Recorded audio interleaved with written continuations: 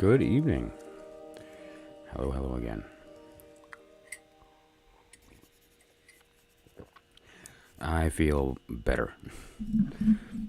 I can think straight. I don't feel like I could sleep for a week at any given moment. It was a nice day today. It was a good day.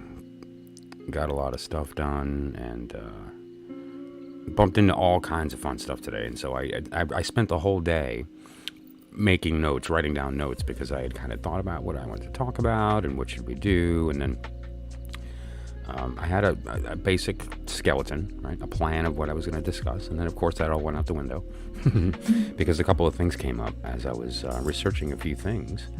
The direction just kind of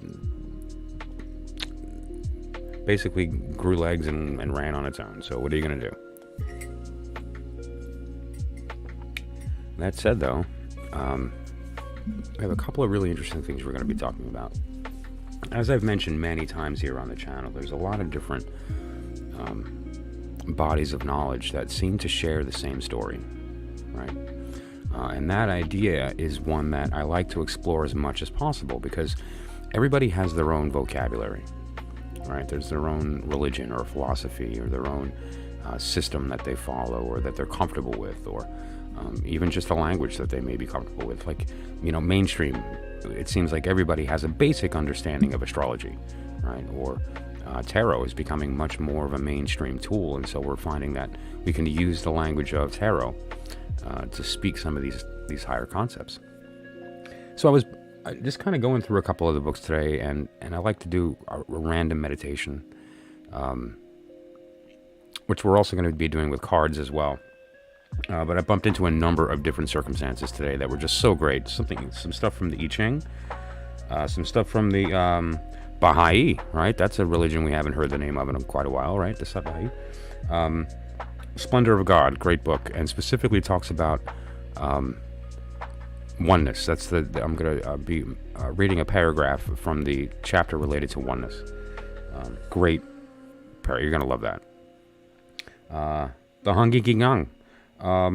There's some good stuff in here as well. That's the Korean system of living for the betterment of all. And I think that's going to be great too. Power of Now, Dante's Inferno, all kinds of good stuff came up today. And then I'm going to do 3 separate readings, okay? So we're going to just pick each individual, a person from the chat, and I'm going to do a reading with I Ching, a reading with an oracle, and then a reading with tarot. And kind of look at the different way that the approach to not only the question and how we ask it, but how it's answered, how it's derived, the method of obtaining the oracle, right? Whether it's the hexagram or the cards and so forth, and go through that process. One of the oracles that I wanted to talk about today isn't really an oracle, but it's a tool that's used for approaching astrology. And I've looked at it several times, and I've kind of played with it a little bit, and thought that it might be time to kind of show some of the different ways that you can use these tools. It's not tarot-based at all, but it is a card-based astrology tool, and it's one that can be very effective for those who are more geared toward the zodiacal and the wheel and these type of things, as opposed to, say, the elemental system and other things. So, really good stuff. And then the tools of the Magus. This, I've been kind of reading a little section from book 4 each stream here related to one of the tools: the wand, the cup, the sword, the pentacle. What do these mean? And we all have our basic understandings of these tools. We know them from the respective the elements, fire, water, air, earth, or we understand them from the states of matter: solid, liquid, gas, plasma, gravity, magnetism, strong and weak nuclear. There's all these quaternaries. And then there's obviously the binaries, right? And we have these ideas of positive and negative, and light and dark, and good and bad, and all these type of things. And the I Ching is a great system for, developing that from the core level to the bi-level to the tri-level, and then up all the way. And it's a good progression. So we're going to be looking at basically a diagram that I threw together with the intent of maybe trying to make a little bit of sense of this system to those who are not familiar with it, right? And so, the goal here is to, whenever possible, to make sense from a practical level of things that seem to be a little more esoteric because they're religious or spiritual. And very typically when you're approaching a subject that's religious or spiritual in nature, you tend to use language that's poetic or romantic or allegorical. And that's very effective from the respect of meditation. And I found that once I've personally gone through the work and years of kind of working in these systems and then go back to the poetry, the story is so crystal clear. But in the beginning, I had no idea what I was reading. And I thought I did. And there was a certain degree of that holding me back over the years, thinking that I kind of had decoded this beautiful story and recognized that I had it all wrong. I mean, completely wrong. And so whenever possible, I like to contribute to this conversation with practical experience that I've gained over making those mistakes. And then moving forward into these bodies of knowledge, how we can apply them. And so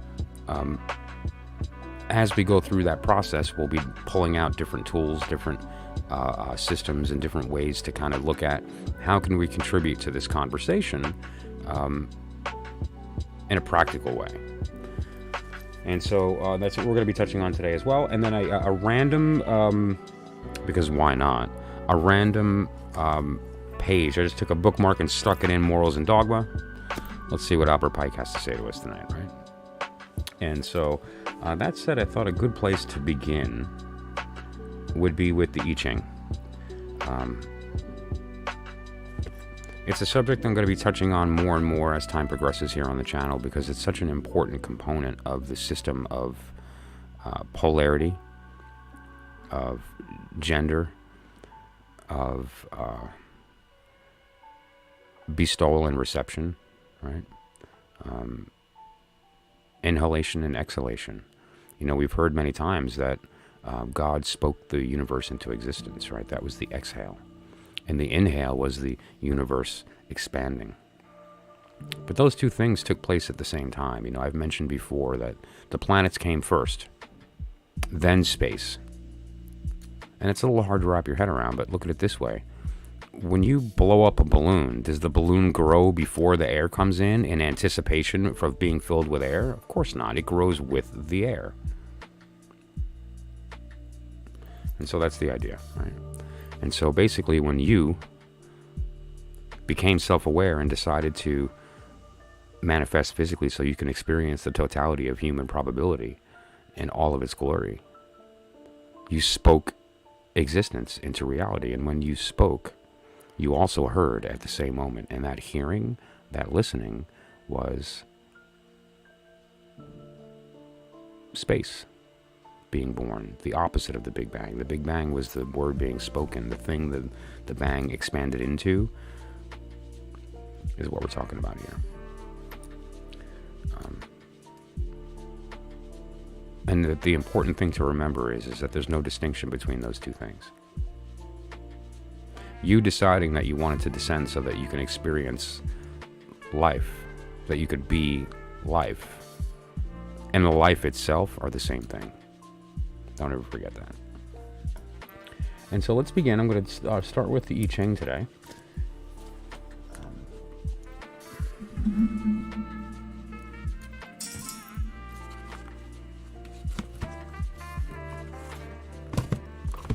And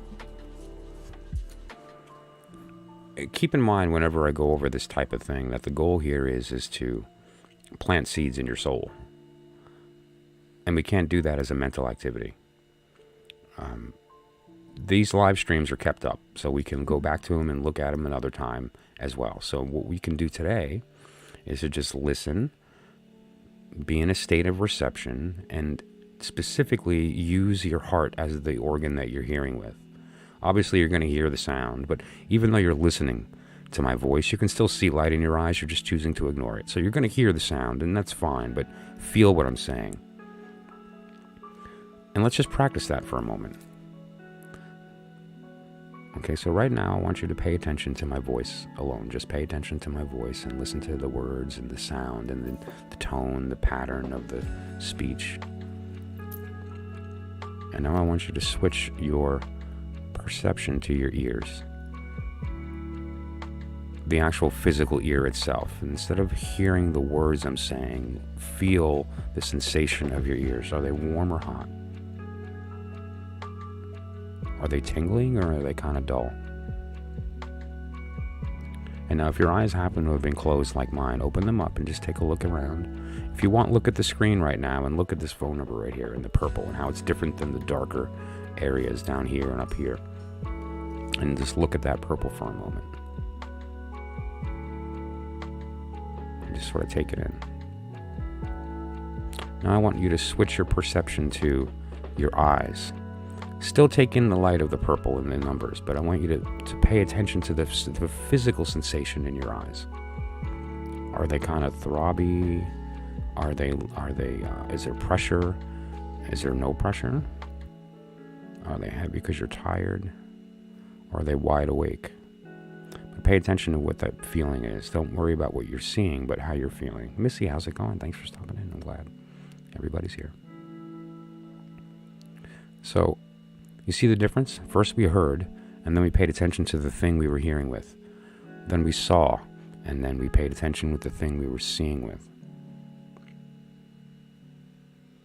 Now I want you to just listen to my words, and then I want you to shift your perception into your heart as the thing that's listening. I want you to understand the difference here. Because the reality of what we're trying to do is we're not trying to take in the words and process the meaning. We're trying to understand that all words only have one meaning. Awesome. All words only have one truth. And so it's not about the words I'm speaking. It's about the sensation that it elicits, and that sensation is truth. And so I want you to feel that. And then tomorrow, later on, another time, we can go ahead and look back at this and review it and then say, okay, great. So this is what he meant mentally, right? This is what he meant. But right now we're just going to feel it. Okay, so before I begin, let's catch up on the chat. Got an amazing read. I had more to do here than I thought. Cool, great. That's good. And, you know, I in the beginning of the stream here, I mentioned too, I'm going to be doing 3 readings tonight. One using I Ching, one using tarot, and one using an oracle. And so why don't we use you for the I Ching example, Missy? Because it's a really good way to take a look at. You've mentioned those specific words before. All right? You've exactly used those words of, I have more to do. Right? And so let's find out what that is and what the direction of that is. And the I Ching is good for that. So I think we'll use you as the guinea pig for an I Ching oracle tonight. But in the meantime, I'm going to begin by just reading something from Confucius. This isn't actually part of the Book of Changes. This is from the Confucian canon. The particular piece I'm going to be reading from tonight is Basic Guidelines for Daily Living in accordance with the natural truth. And it's this was written by Confucius toward the end of his life, where he had taken his knowledge and decided to put it into a form that was consumable by the unlearned, to make it accessible. It's the reason that white people in America have access to this information, really, is that it was put in a concise way that was designed to be shared. And so that said, I'm just going to very briefly go over it. Obviously, you can spend a lifetime studying just the commentaries of this one book that he wrote, let alone, the entire canon. But that said, what I want you to do is listen for the story. And it's so obvious. So let's begin. Now, this section of the book is, it's before we get to the I Ching. Okay. And the beginning of the book talks about the natural cycles, and the individual who wrote this is also a student of Lao Tzu and a student of Confucius. And so, and King Wen. That said, there's several sections of the book related to commentary on Confucian wisdom. And so the basic virtues, I'm just going to go over kind of quickly, and then we'll discuss them later. Okay?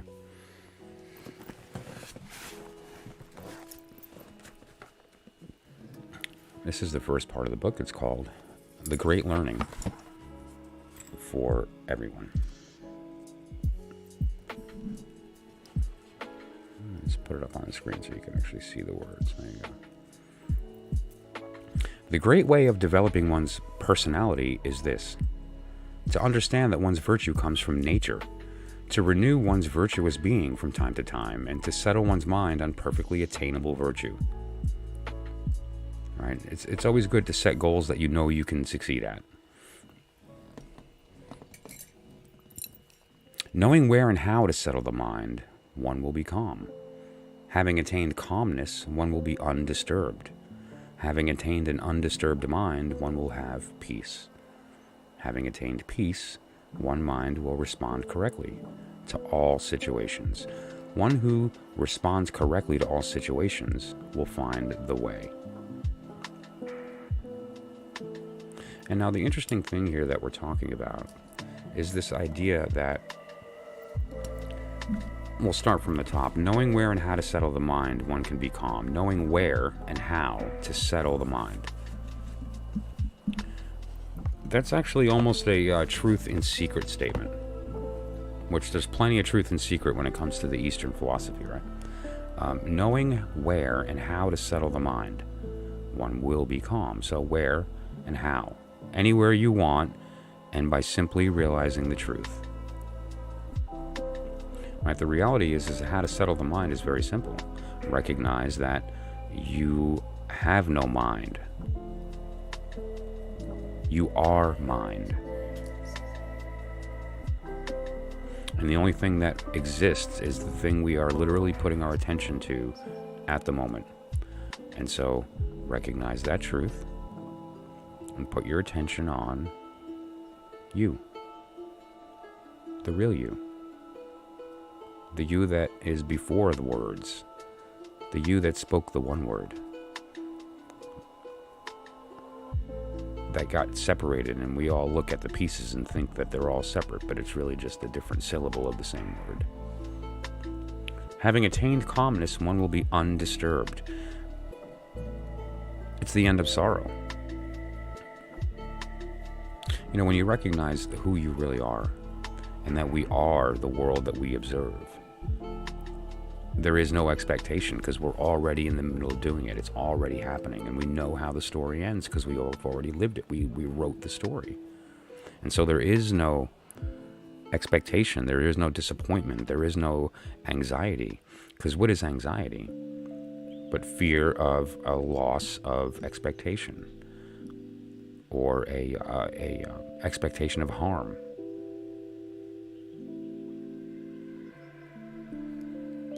Having attained an undisturbed mind, one will have peace. And then what is peace? Peace is staying in the middle, not having these emotional rises and falls, because ultimately what are extreme emotions but a reaction to the mind? Because the reality is that when you have an emotional connection to the higher self, it's ecstatic. There's no room for emotion. Emotion is a side effect of the body's attempt to process mental information by telling a story. There's only one real emotion, and that is absolute ecstasy. And everything short of that is just a lie. Having attained peace, one's mind will respond correctly to all situations. It's the matter of when you enter a circumstance, when you enter phenomena, and you have to interact with that in some way, you do so by making decisions. What is it? What should I react to? What is it, a threat or not? Do I have to engage my personality in order to be move some agenda of mine forward? All these things take place, right? And all those are just mental activities. But in this particular circumstance, it's a different thing when we have the piece of the release of that identity. Because what happens is we get to see the thing for what it is. And we can respond to it correctly rather than emotionally. We can respond to it correctly rather than spiritually as a mental activity. It's very important to not fall into the trap of speaking to God with our mind, and of hearing the voice in our mind. Because what happens is that we process that mental activity as spiritual activity, and it isn't. And it's the source of evil. And so it's important when you're approaching circumstances where you are attempting to connect with truth, that you do it with the right organ, and you don't use the mind for that. And when you do, your decisions are natural. What direction should you go? It's easy. Jump into the river and it'll take you.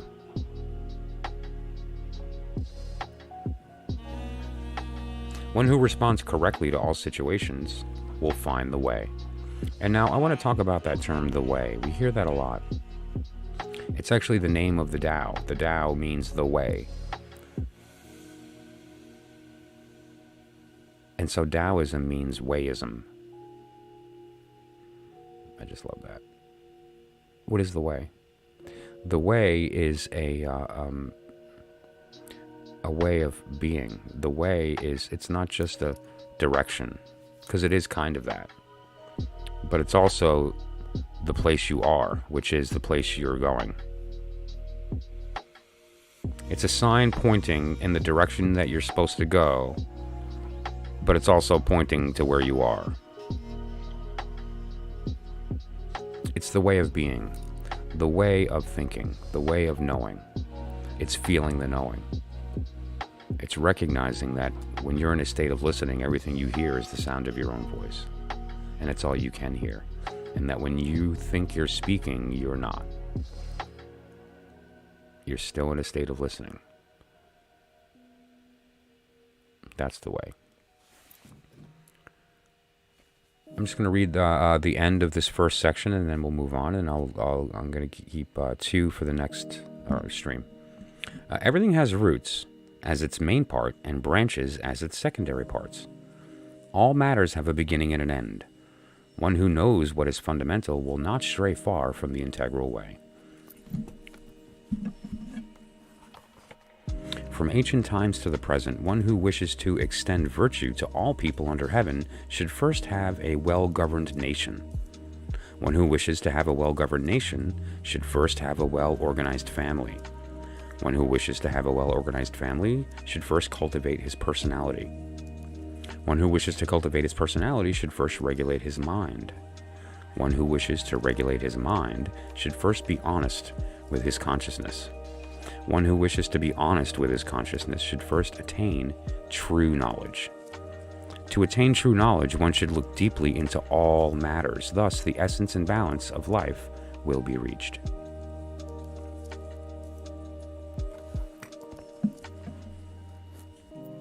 From ancient times to the present, one who wishes to extend virtue to all people under heaven should first have a well-governed nation.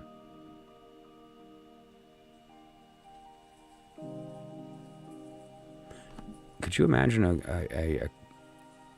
a country, a world that was governed by the way, the one truth, the knowledge that we are all God, and that we need each other to get back? Could you imagine a world where we all looked at each other and recognized that that's ourselves speaking back to us? We could so have that.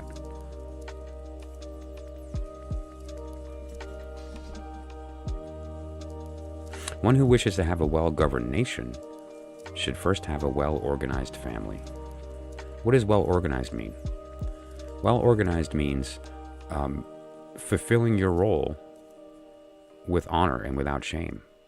And when you're the mother, be the mother. And when you're the daughter, be the daughter. And when you're the maid, be the maid. And when you're the pet, be the pet. And everybody recognize that although your roles may have a station on a diagram, you're all equal. You're all one wheel that turns to make that family happen. And take one piece out, the whole thing falls apart. I don't care who you think you are in this ladder, because we like to look at things as up and down. There is no up and down. Everything is a wheel. And the way to have a well-governed, a well-organized family, rather, is to recognize the role. And that really means respect yourself as well as the object of authority. Understand your role, and by respecting yourself, that doesn't mean have an ego about your role in the situation, but respect your role and show up. If it's your turn to put out the garbage, then do it. Because if you don't, flies, smell, disease, it sets everybody back, the mood changes, and something as simple as taking a bag outside will. Plus, you've fulfilled your part, you've done your part, and there's a satisfaction that comes from executing our authenticity, right? By doing what it is that we are. Because so often we spend our times not doing what we are, and instead doing what we think we want others to think we are. How silly is that? That's so silly. No good comes from that. One who wishes to have a well-organized family should first cultivate his personality. Look at some of the families in power right now, or that were in power, and the dynamics of these families. You know, very oftentimes you see in some of these families, there's like a cult kind of vibe. And that doesn't allow for the others to grow.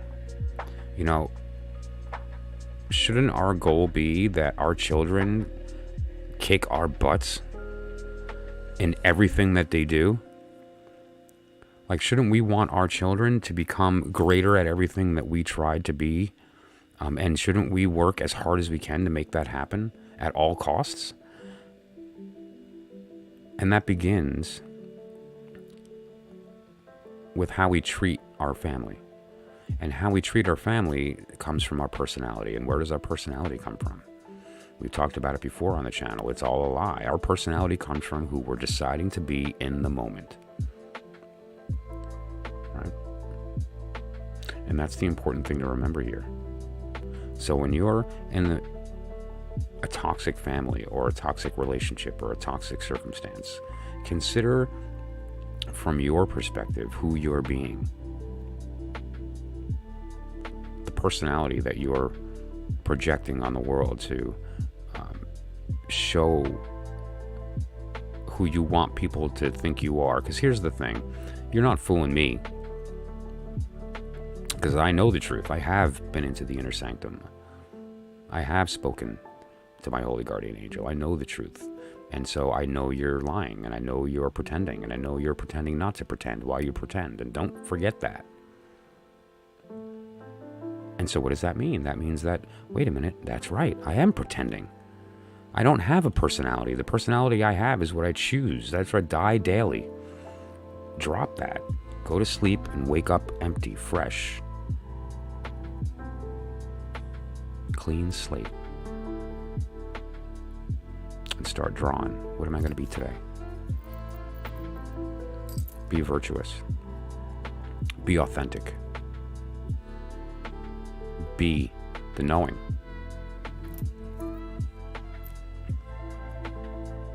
One who wishes to cultivate his personality should first regulate his mind. Regulate his mind. Regulate. Law. There's only one law. There is only one. There is only. There is. There. Regulation of the mind. Regulation of the mind is very simply understanding whose mind is whose. The brain and the mind are not the same thing. The brain is responsible for turning divine mind into images. It just processes. It's like the abyss. It's the screen by which things pass through. The world comes into us, and then it passes through our brain, and then we have to process these thought forms. But that's only if we use our brain. We don't have to use our brain. We can use our heart. We can use our body. We can use our body. And when we do that, we are able to make the distinction between the mind that we're in right now, the one you're listening to me with, even though I asked you not to, and the divine mind. When you listen with your ears, you're going to hear the brain. When you listen with your heart, you're going to hear yourself. One who wishes to regulate his mind should first be honest with his consciousness. I just talked about that. Who's speaking? Is it the ego?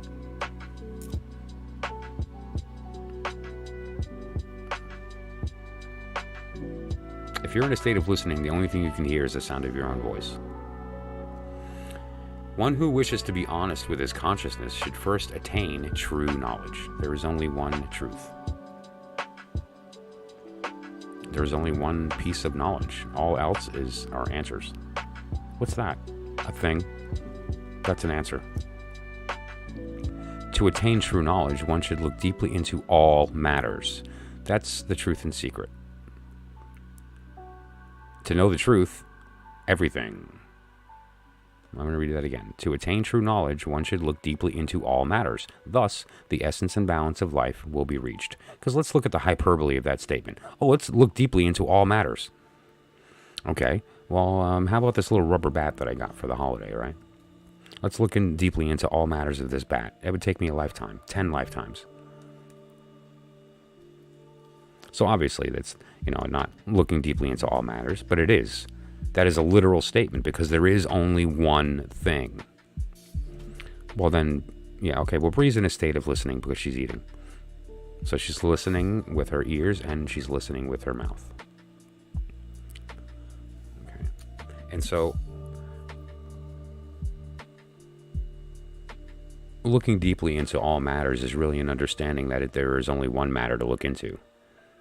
And if you do look into that one matter, you are looking into all matters, because what have we learned over and over again here on the channel? I'm going to change some of the language. An imprisoned person, which is what you are a prisoner of your personality, with no other knowledge than the one truth, if she knew it, could immediately acquire universal knowledge and would be able to speak on all subjects, period.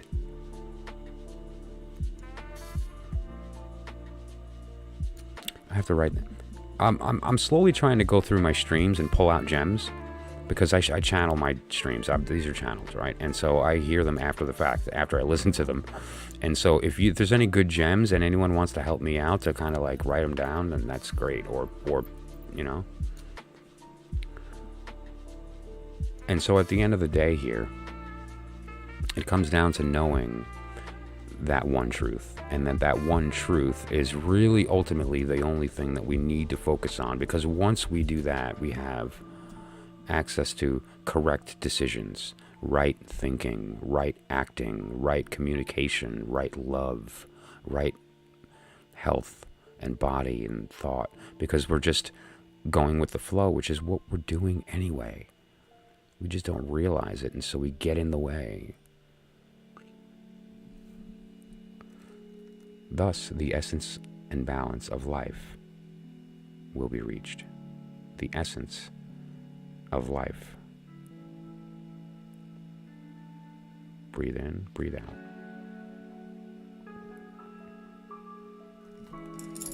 The original breath was an exhale. Where did the inhale come from? Oh, hello, kitten. Oh, did you? Yeah, there's a lot of videos, and you'll notice as you go through the channel here that they're all pretty diverse on purpose. My goal is just to feed you with the fire hose so that you're completely discombobulated, and then pieces start falling together. So I appreciate that you went back and take a look at those. And we're going to be looking at I Ching a lot. But that little gem of wisdom is just the first chapter of that section from Confucius related to natural living, and it's a really important piece of wisdom there. And I encourage you to, I promise you I'm not fishing for views, I couldn't care less. Go back and watch this again mentally, right? So don't be in an emotional state. Don't be in a spiritual state. You want to be totally like body, and then watch it and take it in mentally, okay? And the pieces just fall into place, right? So tonight we're going to feel it, and later on I want you to hear it.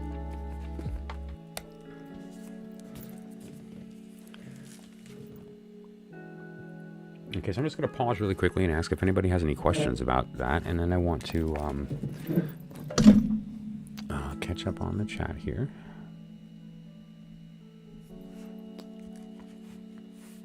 I left my mouse at church. True story. So I do the Zoom service, or I do the Zoom meetings for the church service on Sundays, and so I usually use my laptop. It's just quicker and easier, and whatever the case may be. And so I brought my laptop to church, and I left my mouse. And so I have this other mouse that I use, but this one, which is a great mouse, the wheel doesn't work, which is a little unfortunate and frustrating. So there we go.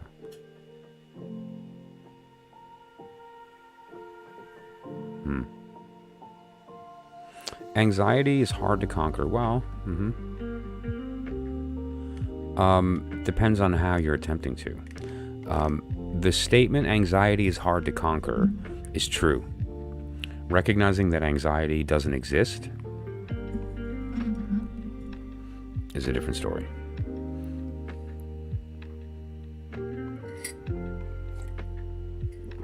By defining something, you create it. By denying something, you create it. Oh, dude, how's it going? Thanks for popping in. Awesome. So let's see. I had it. You know what? Yeah, the next one I'm going to read to you from is the Baha'i. Commonly pronounced, I guess, back in the day, Sat Baha'i, when it first became popular in the United States in the 60s and 70s. This is from a book called The Splendor of God.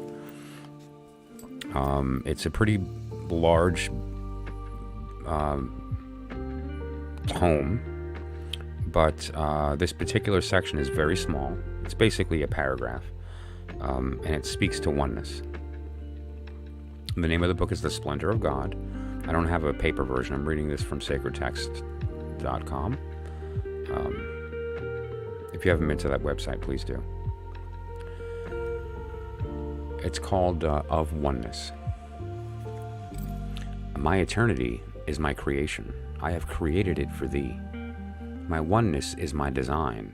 I have designed it for thee. Therefore close thyself in it. Thus thou mayest be the star of my omnipresence forever.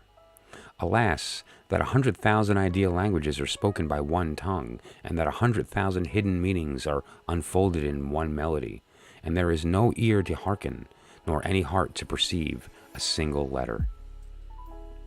Let the people of certainty know that a new garden has appeared in the open court of holiness, and that all the people of the heights and the temples of the exalted heavens are around it. Endeavor to reach that station and discover the truths of the mystery of love from its blossoms, and unveil abundant knowledge of the oneness from its eternal fruits. Radiant are the eyes of him who has entered therein with trust. O dead men of the bed of negligence, centuries have passed, and ye have ended your precious lives, yet not a single breath of purity hath ever come from ye to our holy presence. Ye are drowned in the sea of polytheism while talking of oneness. Oneness, in its true significance, means that God alone should be realized as the one power which animates and dominates all things, which are but manifestations of its energy. And so what we're talking about here is a very different tone of voice. And, you know, I always got the idea that this individual was speaking to the collective. And so let's just start at the beginning here. My eternity is my creation. I have created it for thee. My oneness is my design, and I have designed it for thee. Therefore close thyself with it. Thus thou mayest be the star of my omnipresence forever. And now consider what I talked about before as far as the planets came first. You spoke the universe into existence, and during that speaking, I went through the dots. The one is the moment of your realization, the 2 being the line, one-dimensional space, then 3 being two-dimensional, and then this moment where you look down and 3D happens. At that moment, the planets existed, and the moment those planets came into physical form, i.e. a particle happened, a physical particle happened, the Big Bang took place and space existed. There's now a separateness. There's now those 2 things. I have designed it for thee, therefore clothe thyself with it. Thou mayest be a star of my omnipresence forever. Beautiful, isn't it? Next line. Alas, that 100,000 ideal languages are spoken by one tongue, and that 100,000 hidden meanings are unfolded by one melody, and that there is no ear to hearken, nor any heart to perceive a single letter. Shoo, you showed up just in time. You missed a little bit of the I Ching stuff, but that's okay. Just rewind. It's what are we at here? 40 minutes, sorry. I want to read that again, and then we're going to go through it here. Alas, there's 100,000 ideal languages spoken by one tongue, and 100,000 hidden meanings are unfolded in one melody. That means that, like, every iota of phenomena that can be perceived contains the totality of human knowledge. And yet, there is no ear to hearken, nor a heart to perceive a single letter. Isn't that something? Let's look at that 2 ways. The first way is that we spend our lives walking around like a zombie, missing, ignoring the beauty and the truth of this reality that we have. And it really is a gorgeous something. And then what do? We turn our thoughts inward and stare at our fake forms from our brain instead of the beautiful bounty of the universe that we are. But then there's the second meaning. There is no ear to hearken, nor any heart to perceive a single letter. Well, that's also the truth told openly. There are no ears to hear. There are no hearts to hearken. There's no perceiving of anything. The 100,000 languages spoken by one tongue and the 100,000 meanings unfolded by one melody is all your thoughts in your mind at the beginning of creation. There are no ears to hear, and there are no hearts to perceive. You're the only mind. Let the people of certainty know that a new garden has appeared in the open court of holiness, and that all people of the heights and the temples of exalted heaven are around it. Let the people of certainty know that a new garden has appeared. The people of certainty, who are they? The sleepers, the muggles, the sheep. All right? It's not their fault. You were all muggles once. You were all sheep once, right? Now just get over it. And the reality is that a lot of us still are, and we think we aren't. I'm probably on that list. I'm pretty sure I'm on that list. But I'm trying. That said, though, let the people of certainty know that a new garden has appeared in the open court of holiness, and that all the people of the heights and the temples of the exalted heaven are around it. I don't care how high you think you are. You're only around this garden. I don't care how exalted you think you are. It's above you. Endeavor to reach that station and discover the truths of the mystery of love. Interesting that that was the word chosen. Endeavor to reach this station and discover the truths of the mystery of love from its blossoms, and unveil abundant knowledge of the oneness from its eternal fruits. Interesting, because that's a sexual statement, isn't it? Radiant are the eyes of him who have entered therein with trust. Let's read that again. Endeavor to reach the station and discover the truths of the mystery of love from its blossoms. Meaning that we can see love from what is created from it. We understand the product of love by looking at what comes from it, the blossom. And unveil abundant knowledge of the oneness from its eternal fruit. What is fruit? Fruit is the product of the love. Radiant are the eyes of him who has entered therein with trust. Now this is the biggie. We stop reflecting and we start shining our own light. It's the work of the hermit. And we can only do that in darkness, and recognize that in that darkness that we're never alone. We've never been alone. That we are the darkness. And then suddenly the light turns on. And we recognize that that light has been on for eternity, and we are that light. Radiant are the eyes of him who have entered therein with trust. O dead men on the bed of negligence, centuries have passed, and ye have ended your precious limes, yet not a single breath of purity hath ever come from ye to our holy presence. Ye are drowned in the sea of polytheism while talking of oneness. Dead men on the bed of negligence. Centuries have passed, and ye have ended your precious limes, yet not a single breath of purity hath ever come from ye to our holy presence. This is a powerful statement, right? It's the old way. Why do we cling? Is it Linus and his blanket? Is it that doll that we just won't let go of? You know, that anchor? I think what it is partially is like what I talked about when I spoke about embodying the moon and viewing the earth. You know, I think there's a part of us that recognizes that we're actually infinite eternal beings in the middle of space alone, and that scares the shit out of us. And there's a part of us that just, in order to protect ourselves, the fleshy part that fears the truth, the part that we have to work past to close our eyes and leap into the abyss. That thing.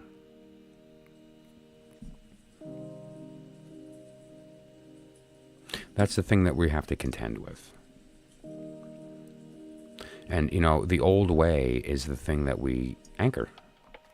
That's our safety. That's the thing that we cope with, going, oh, okay, well, but there's this, and I can always go back to this belief, because there's, you know, I know I was born in this, and I'm a bad person because of that, you know, and if I was only this, then I could be that, and why do I always, and why don't I never? And that language is very toxic. But there's some level of comfort to it, because it's something that we know. It's not comfortable, but it's familiar. And familiarity, that's the problem. I mean, you know. You decided to manifest with one goal. And here's the reason you decided to do this. To experience the totality of human potential. To experience the totality of physical manifest reality and all possibility. So, do that. Forget about going back to what's comfortable. You're here to find new stuff, do new things, hear a new song, paint a new painting, write a new poem.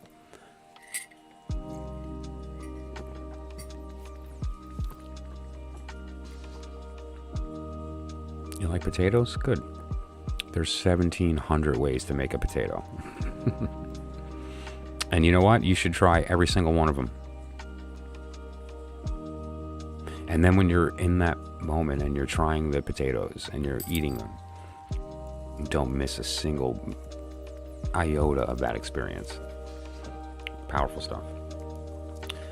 So that's the gist of this particular chapter. And again, I'm going to put it in the chat here since I don't have the book in front of me, so that you guys can, if you'd like, look this up and you can read it.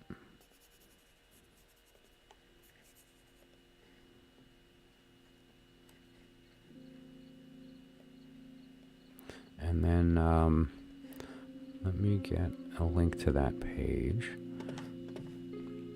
This is the actual text that I just read, and this will allow you to jump.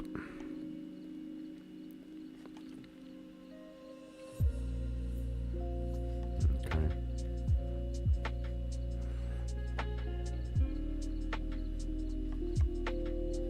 Okay. Now, that website, by the way, too, has pretty much every holy book ever written by human beings. And so it is really a very good, the best resource for any kind of esoteric study. Give me just a moment here, pardon me. Where's the Hebrew? Okay, there we go. Any kind of esoteric study or any kind of looking into a system that you might not be familiar with. There'll be multiple versions of different documents there from different commentaries, and it's a really good place to take a look at that.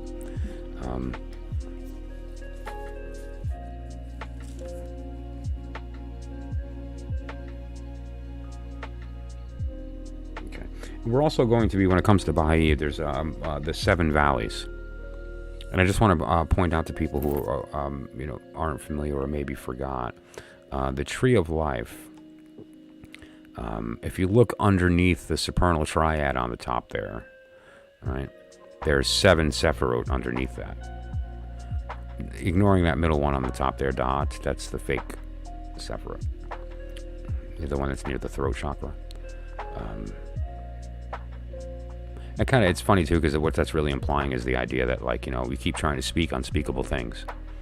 And why are they unspeakable? Because they're not words. But you get the idea here. So underneath that, those 3 are the 7.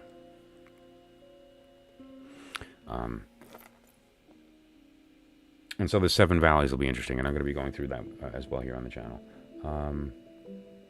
Okay, let me look at the Hongi Kingan. This is another kind of random poll.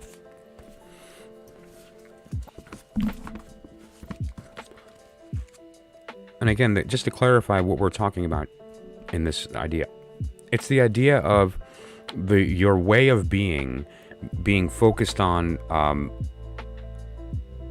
all of us benefiting. It's the idea of all of my actions are designed around nothing more than making sure that the group succeeds, and everybody has that same thinking. That's the basic idea.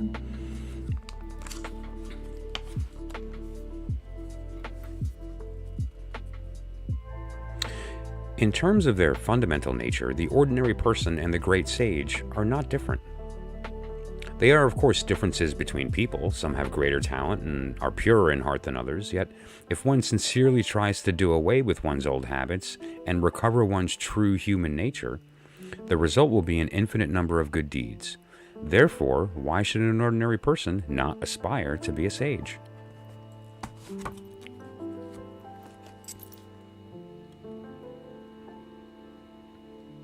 You look at somebody like Crowley, who he went through some of the most grueling meditative techniques that I've ever heard of. Some I wouldn't even attempt. And the level of complexity in the working, mathematically, grammatically, it's a very complex magical system, and you can very easily take a look at some of his writings and think this is completely beyond my comprehension, beyond my capability. Or you look at somebody like an Eckhart Tolle or a Ram Dass or these type people, and think I'm never going to have that level of enlightenment. And there's a separateness between us and them, right? The sage and the lower people that, we take their wisdom and then we paste it on a picture and we put, send out our memes and we feel like we've learned something. But we're never going to be like them, right? And that's obviously not true. It turns out, and it's Crowley who made this point clear to me, is this idea that the inner sanctum is open to everyone. The outer order is also open to everyone, but it's only lies. The inner order is invite only and requires you to have the ears to hear and a certain level of knowledge, and you have to pay your dues and you have to be invited, and there's all this thing, right? And this is the place where we have the truth is actually spoken in this place. But the truth isn't secret. And so here is where we have the symbols, and we have all kinds of workings that we do and all this interesting stuff, but that interesting stuff also comes with a lot of work, because the fact of the matter is that in this place,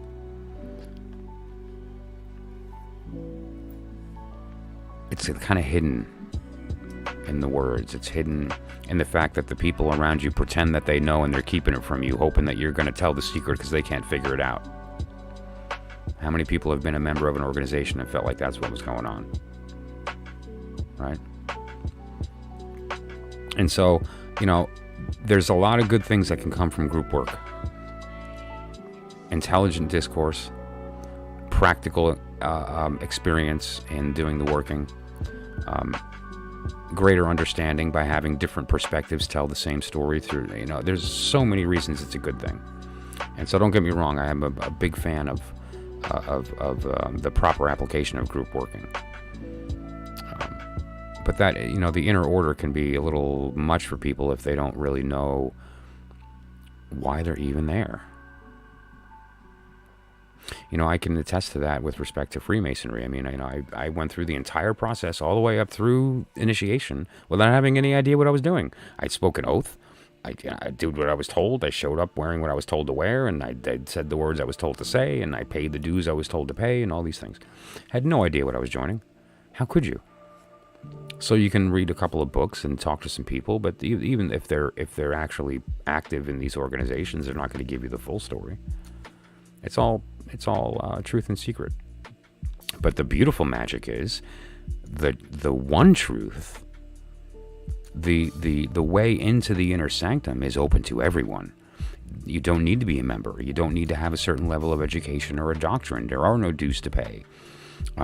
You can't get in without being invited, but nobody who's in can invite you. Only you can invite you.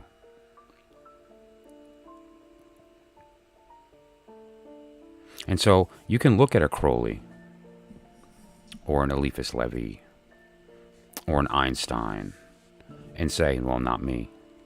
But that doesn't mean you can't have access to the truth. And more importantly, the one truth. And when you do, you're equal. And you're going to recognize that you're equal because you've always been equal. Okay. And so there is no difference between the sage and the regular person. The only difference is the sage knows who's talking.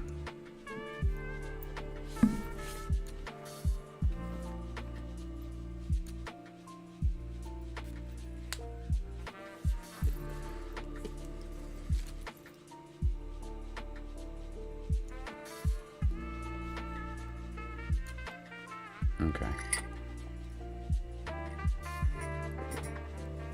I'm just going to pause. I'm going to catch up on the chat, and then we're going to move on to the power of now. Another small little section.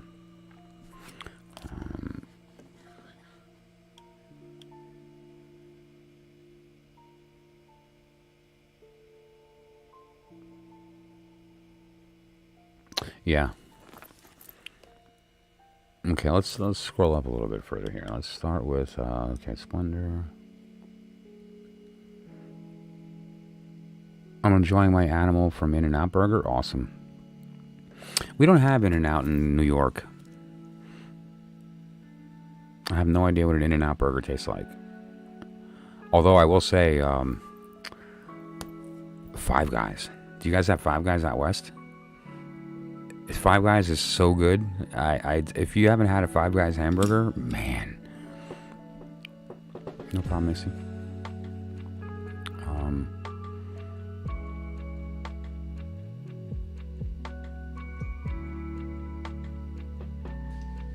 Wow, right?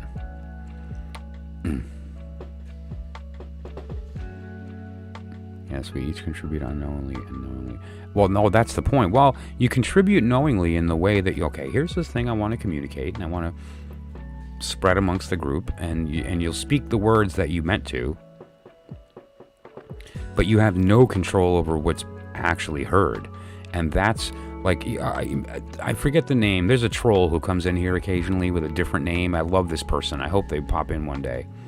And there's always a different kind of funky name about buttholes and flatulence, and it's, clearly a person who is on the not taking life so seriously side, which I am a big fan of. I tend to be pretty serious and lofty on the channel here, but most of my day I'm a pretty goof. I'm pretty cheese. And so I love that kind of stuff. But that said, what this person doesn't realize is the wisdom they're spewing. So even though they'll say some kind of whatever the case, what they don't realize is that to those of us who speak the truth, we're like, wow, he just dropped some wisdom, and he's talking about, farting buttholes, and it's nonsense. But the reality is that unknowingly, this person is speaking the story, and knowingly is attempting to lift the room by being silly, or by trying to be a troll and raise energy, and then winds up, I don't know, it makes me laugh. That really is something. So awesome. Oh yeah, I have 211, so cool. Yeah, I'm on the East Coast. Awesome. We're going to talk about that today too, 21 and 22, with respect to I Ching. There's also, I found an interesting diagram that I thought might be a fun little exercise for Tree of Life people who are interested in Fibonacci. Here's this.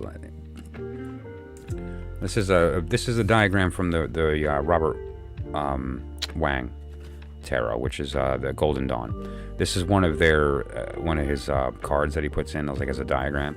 But you'll notice that there's the Sephiroth, which are the circles, okay, and they're colored in a specific manner.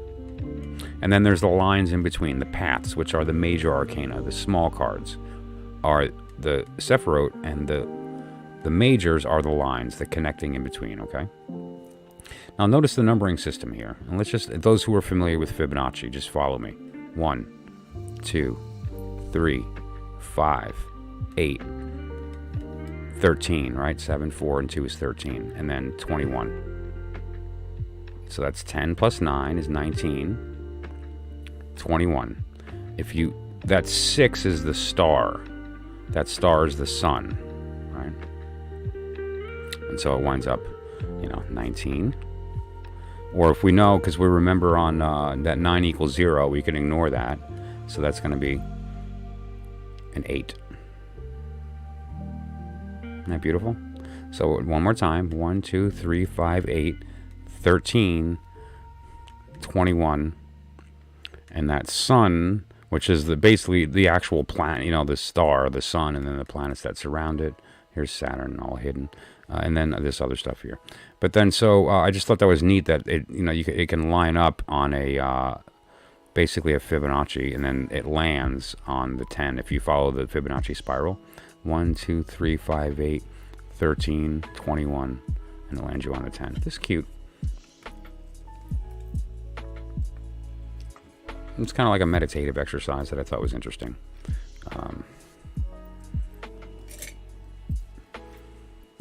So,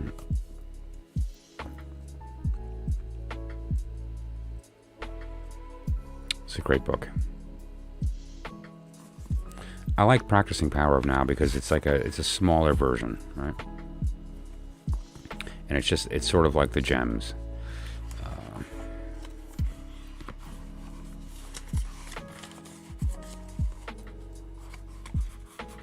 I'm going to be reading you this small little section right here, which is just prior to acceptance of the now, which is chapter 8.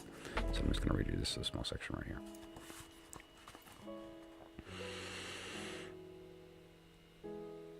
When you surrender to what is, and so become fully present, the past ceases to have any power.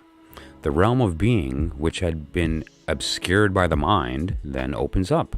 Suddenly, a great stillness arises within you. The unfathomable sense of peace, and within that peace there is a great joy, and within that joy there is love, and in that innermost core there is the sacred, the immeasurable, that which cannot be named. Isn't that beautiful? When you surrender to what is, and so become fully present, surrender to what is. Not what you think it's going to be. Where do we live? We live in the future. We stick in our brains and we're living in the future, ignoring the present, ignoring what's in front of us. When you surrender to what is, and so you become fully present, the past ceases to have any power. What is our personality but this construct of the things we carry with us that we were told? The realm of being, which has been obscured by the mind, then opens up. The realm of being obscured by the mind. You cannot see the truth with the mind. If you want to experience the realm of being, stop using your eyes. Suddenly, a great stillness arises within you. That's the truth. That's a great word, stillness. It's a timelessness. It's like you skip a beat, like your brain stops working, and that's literally what happens.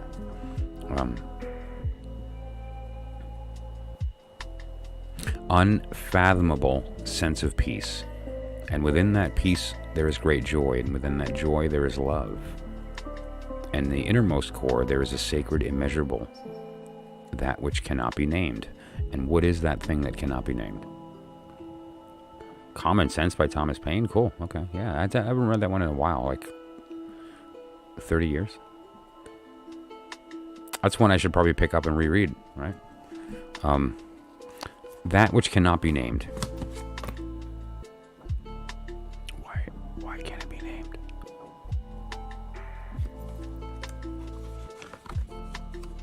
Because it is nothing. It is no thing.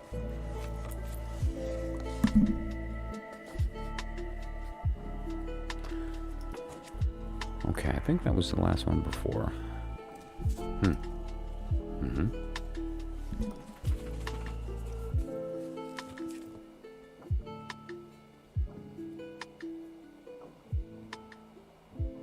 Okay, so yeah, I'm going to read Dante's Inferno, and then I'm going to take a quick break. So let's... And I think this is a great place to end it, because it's a totally different... Each one of the things that I've read so far, Book of Changes and Unchanging Truth, the I Ching. Spiritual book, Eastern philosophy. The practice of the Hangi Kingan. Spiritual, Eastern philosophy. Eckhart Tolle, Practicing the Power of Now. White guy ripped off Zen Buddhism. Thank you for doing that, Mr. Eckhart Tolle, because you put it in a language that the Western mind can actually consume. And you're an invaluable asset. But all these are Eastern philosophy. So let's look at Dante's Inferno, right? Dante Alighieri. This is not Eastern philosophy. And quite literally, though, it's about 150 years prior to the Visconti Sforza tarot in its current state. And you tell me if you hear some stuff here related to the tarot and stuff here related to the story. And so I was thinking about, okay, let's do a random thing here. I got this book at a thrift store that I volunteer at, and I cracked open to a spot before, and I read from this once or twice, and then I thought, let's just start at the beginning and just go through and mark some spots. First page before I open anything, and bang, here it is. Okay, so I love this stuff.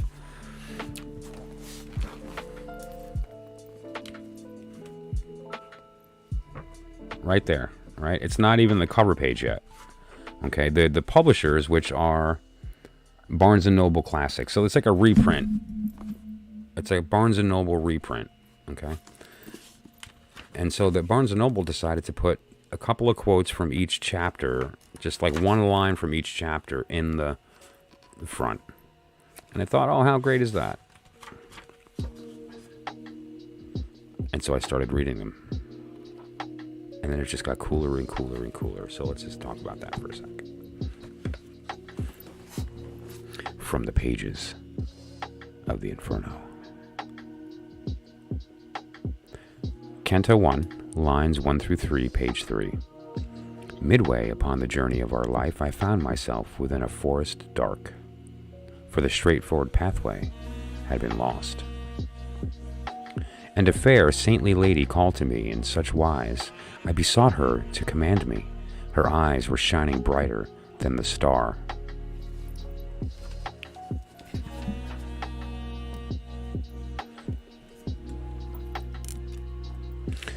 Bestir thee now, and with thy speech ornate, and with what needful is for this release, assist him so that I might be consoled. Beatrice am I, who do bid thee go. All hope abandon who enter here. Or this is great. That's probably one of the more ominous lines, right? All hope abandon. Lost are we, and are only so far punished, that without hope we live on in desire. They go by turns, each one unto the judgment. They speak and hear, and then are downward hurled. What? I mean, come on. That's the story. Just the whole thing, front to back, the entire secret of everything, right there. There's the secret of life. Canto 5, line 14 through 15, page 25. Then go by turns, each one unto the judgment. They speak and hear, and then are downward hurled.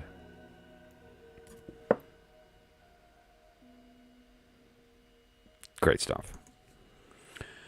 Envy and arrogance and avarice are the three sparks that have all hearts enkindled.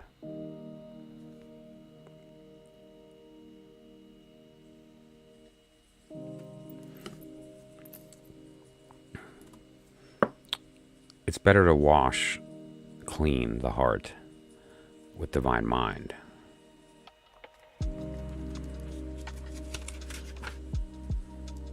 But fix thine eyes below. For draweth near the river of blood, within which boiling is whoever by violence doth injure others. Therefore let fortune turn her wheel around, as it may please her, and the curl his mattock.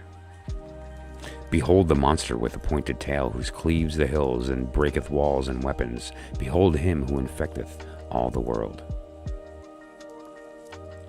And these are tarot cards. Justice of God, oh how severe it is, that blows like these in vengeance poureth down. Rejoice, O Florence, since thou art so great, that over the sea and land thou beatest thy wings, and throughout hell thy name is spread abroad. And all the others whom thou hast beholdest, sowers of scandal and of schism, and have been while living, and therefore are thus cleft asunder. And by the hair it held, the head dissevered, hung from the hand in fashion of a lantern, and that gazed upon us, and said, O me! It of itself made to itself a lamp.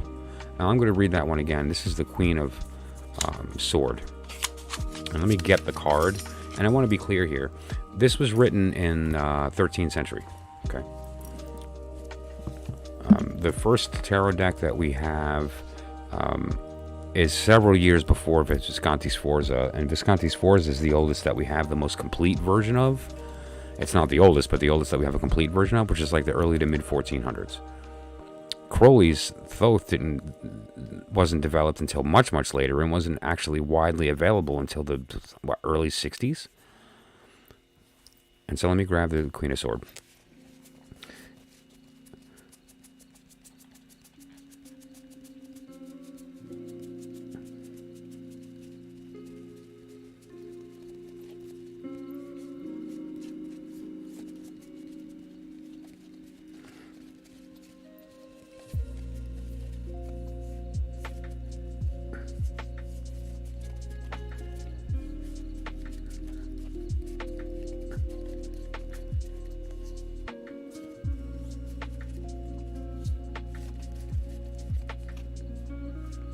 Oh.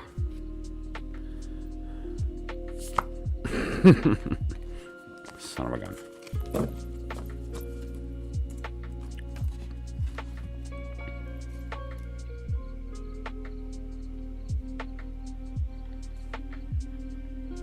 And by the hair it held, the head dissevered, hung from the hand in fashion of a lantern, and that upon us gazed and said, O me!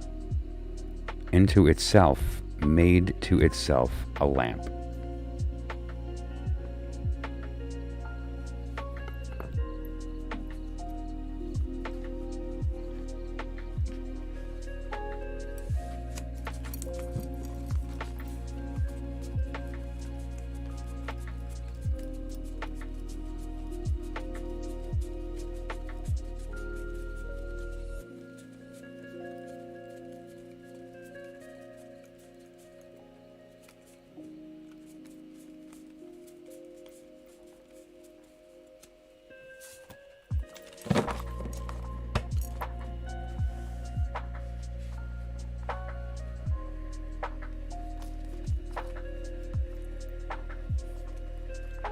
The head is the lamp.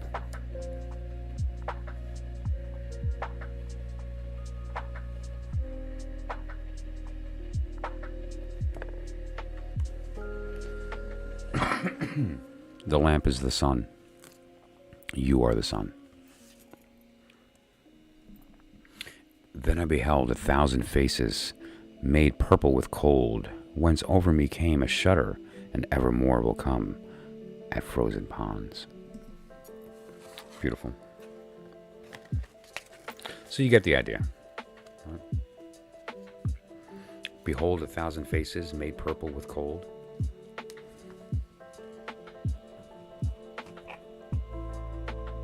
There's a couple here that I think were a little more obvious than others.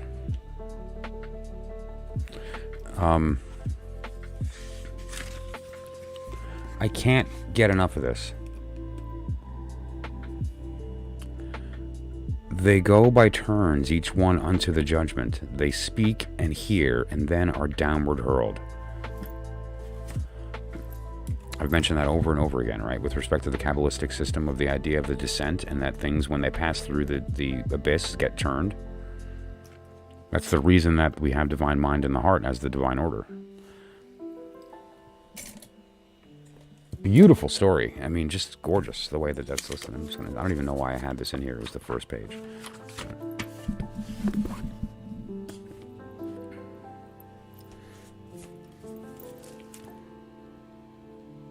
Okay, yeah, so that's the basic. That was the beginning portion here, was finding the story in a bunch of different places. And next what I'm going to do, I'm going to grab an oracle deck, a tarot deck, and an I Ching. We're going to do 3 separate readings. And then we're going to look at the story told 3 different ways through 3 different systems. Okay, so let me just catch up on the chat, and then I'm going to go brew some coffee, because that's ridiculous. What do I got there? Like one little sip in there. And let's kill it.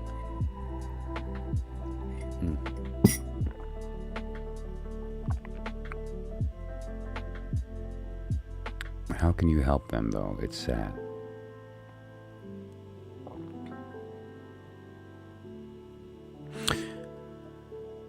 Make the truth available, and make the truth profitable to seek.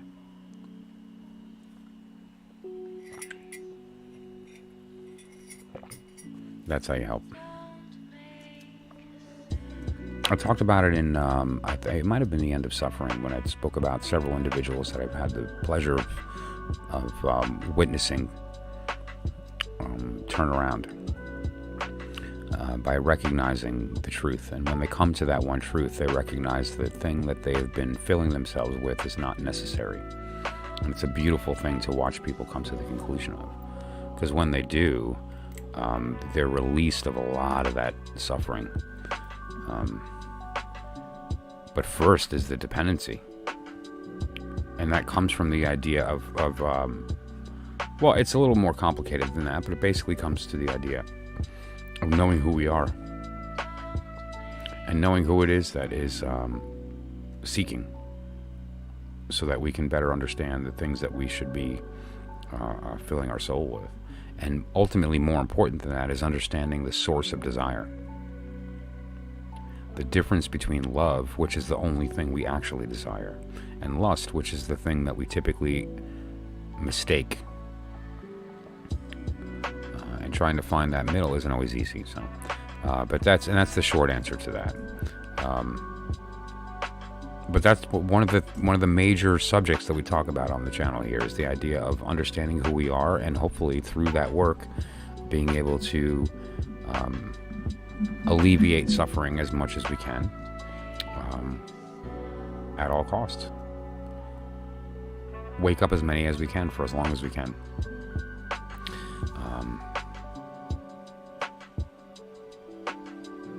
Well, then we'll look at that. Okay, so right now, Missy, I'm going to do an I Ching reading for. And so that leaves us with an oracle and with tarot. So Kitten will work out one or the other. And then we can either do Brianna or we can do Loanna for the other, whether it's tarot or I Ching, whatever the case might be. But we'll figure it out. Let's see here, though.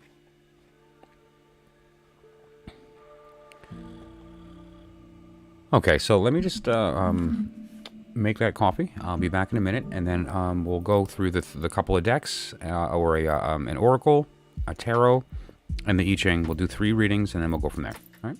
So I'll be back in about the speed of Keurig.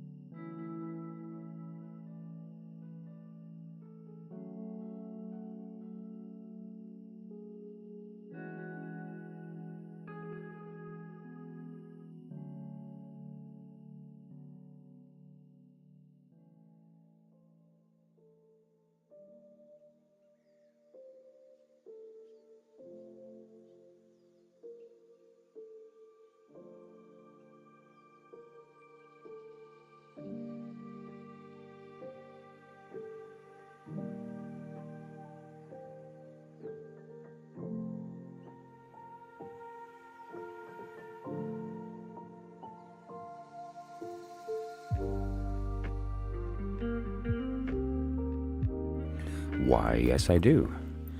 I've played, well, I don't, but I have played RuneScape for many, many, many years. It's been quite some time. But yeah.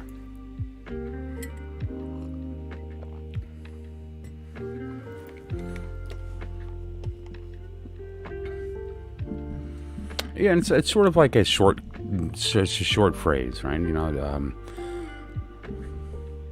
Grab a book and cozy up with a cuppa, cuppa and hot chocolate, a cup of coffee, a cup of tea, a cup of divine mind. I have an interesting tool that I'm going to be showing today that I use, the Magician's Tools. Yeah, it does, especially if you're playing for free. I never paid for it. And so, but I digress. But I do play it, yeah. I have played it. I bet you I still have an account. But that said, yeah, the tools of the magician are interesting. I have an interesting example. Sure, absolutely. And I enjoy turn-based. I haven't played a lot of games recently. Probably the most recent game that I've played, and with any level of regularity, would be Magic the Gathering, which I kind of always go back to. I started in high school, and I kind of always go back. Members are cool, of course, but I don't play enough to warrant paying for it. I just don't. It's not a... if it's something I focused on enough, I would absolutely... But, yeah. But that said, then, let's look at a couple of different things here. I wanted to look at an oracle, the tarot, and the I Ching from completely separate circumstances. And so... Well, actually, let's start. We can start with the I Ching. I have not tried RimWorld, no.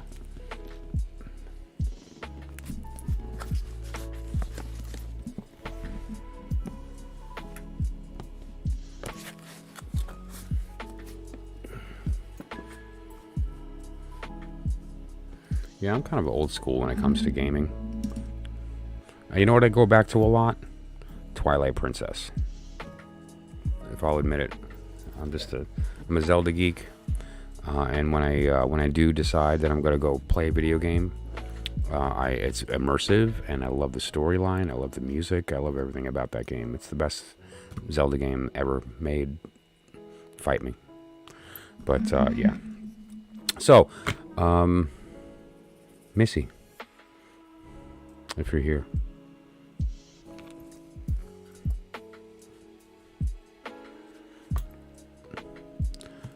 And we'll cast, and actually I'll use, I left room open on the desk here today. Typically I have my pentacles lined up and some other things and some ritual stuff out, but today I kept it in the box. But what I'll do is I'll use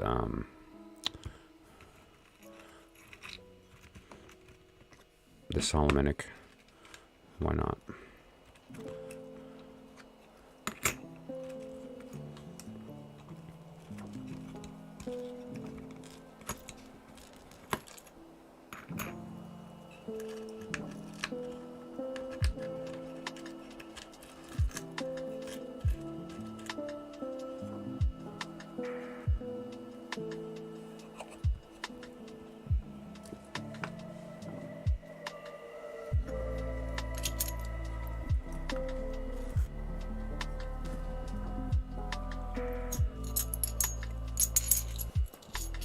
Looks like Missy might have stepped out, and if she did, then we'll move to Brianna or Kitten. And the goal here is to create a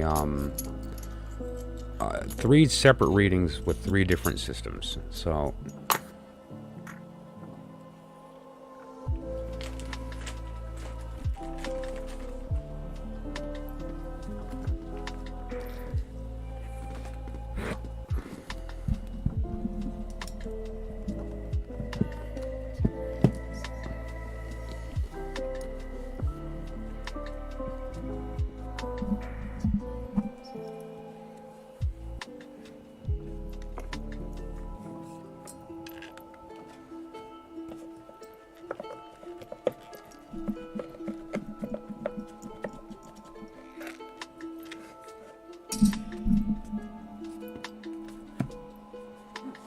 This is that astrology deck we're going to be looking at later. And particularly what we're going to be looking at is not necessarily the like reading with it, but we're going to be using it as a tool to and guidance when looking at a chart with respect to the houses. Okay, and so we're going to talk about the houses, and this system is really, really interesting with respect to how it applies the houses visually. And so I just thought it would be a neat exercise, right? This is a fun deck that we're going to look into later on with respect to that. Oh, Missy's here. Okay, great.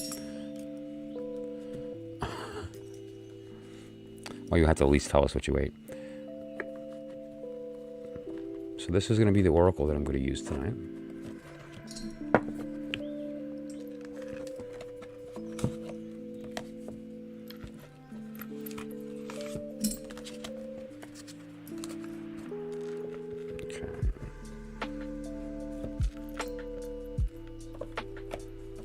This deck's fun. If anyone's ever seen this thing is I don't even know what to call it. It's not. It's kind of like a reading deck, but it's more of an educational piece. I don't know.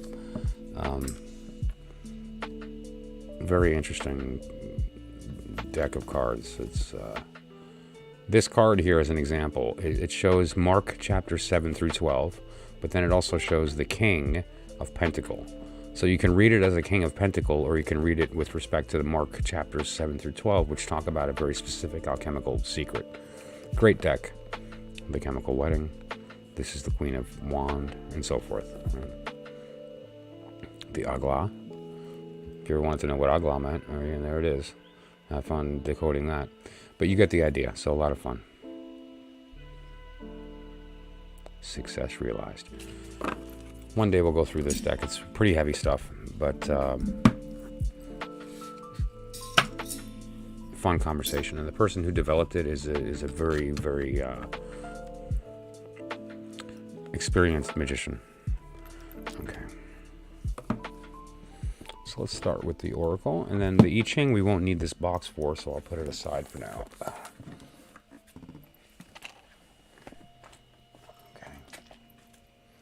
We will be using this, though. I'll have the one up on the screen for you guys, and I'll be using the paper version because I'm blind. That's what happens after you hit a certain age. Your eyes stop working. I just had a thought that I might have missed a card in there. Let me make sure I didn't before we begin.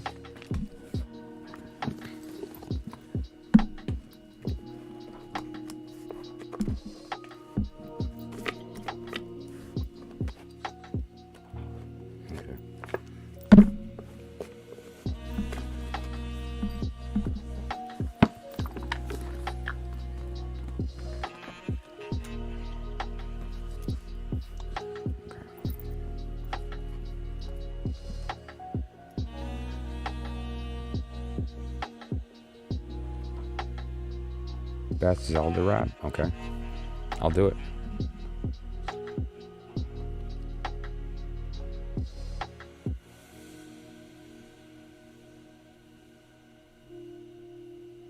Okay, so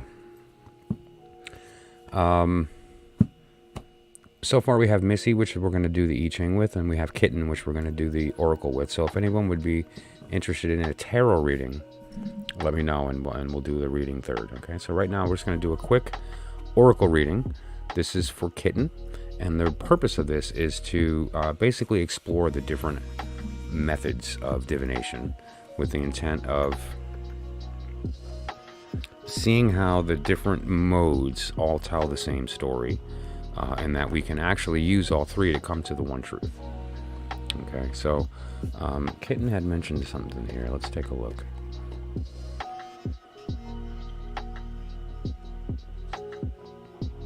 Okay, I sure do wish I knew what my strength was, so I knew how to help best. Okay. Well, first of all, your strength is wanting to help. That right away is something that we need to go through our discovery and come to the conclusion that that's who we are. But some people, it's just born in them that they have the desire to contribute. There's an innate understanding that they may have a way to contribute, and there's a compulsion to do that. And if you have that compulsion, that you're already halfway on achieving that goal, because there's plenty of people who are seeking, and seekers tend to find each other. That's why we're all together here. I mean, because we're all seeking.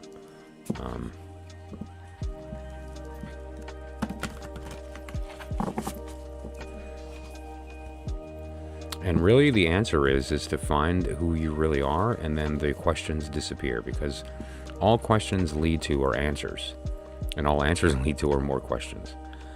But when you recognize that questions and answers, although they seem like they're opposites, are actually two sides of the same coin, and when you're left with is the real opposite, which is truth, you start to realize that questions don't help. And so it's rather understanding the one truth, which is, who am I? Because once you know the answer to that, questions disappear. Questions are born out of the necessity for lack of knowledge. But when you have the one true knowledge, the one truth, all knowledge other than that one truth is a lie. And so questions disappear, and you know everything. Everything that you need to know. And so that's the really answer to your question. So now, how do we get there is what we're going to do. Because my goal in all of my readings is to answer the question of what next? What do I do? So, okay. So the answer to your question is find out who you are. And in doing so, the questions disappear. So the question is now, how do I find out who I am? Your strength, we already know.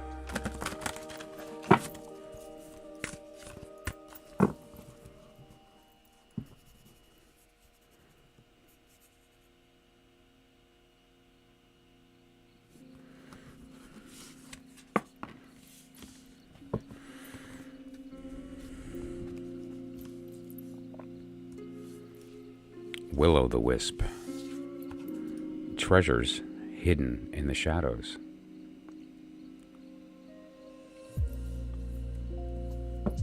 Three people in the room know exactly what I'm going to say.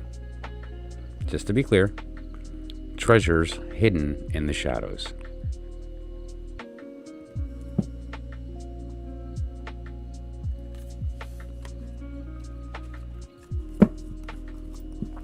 I'm going to leave it up. Okay, kitten. First of all, I love the name. It's one of those names that just, it makes you smile inside every time you say it. Kitten. I don't know, something about that, right? And so, treasures hidden in the shadows. The idea here is that everything that we can see and smell and taste and touch, all of our sensory input,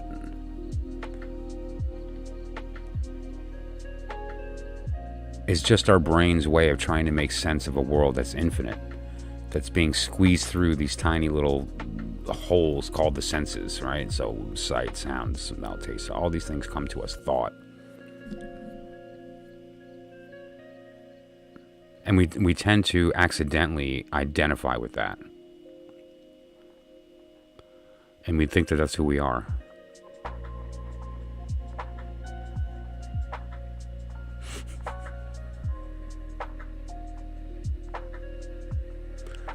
Now here's the thing.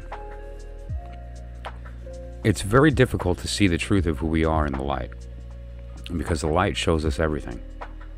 It shines indiscriminately.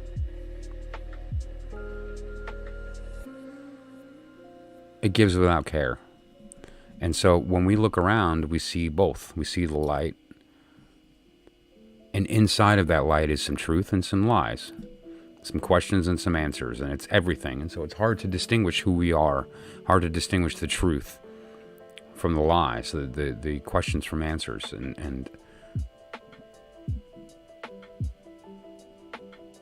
it's different for everybody when it happens, but oftentimes there's an experience that takes place that motivates us to want to know who we are, or to, sometimes it could be very painful, a death or a change that's dramatic that we didn't expect or didn't feel like we were in control of. There's a lot of things that can take place that make that happen.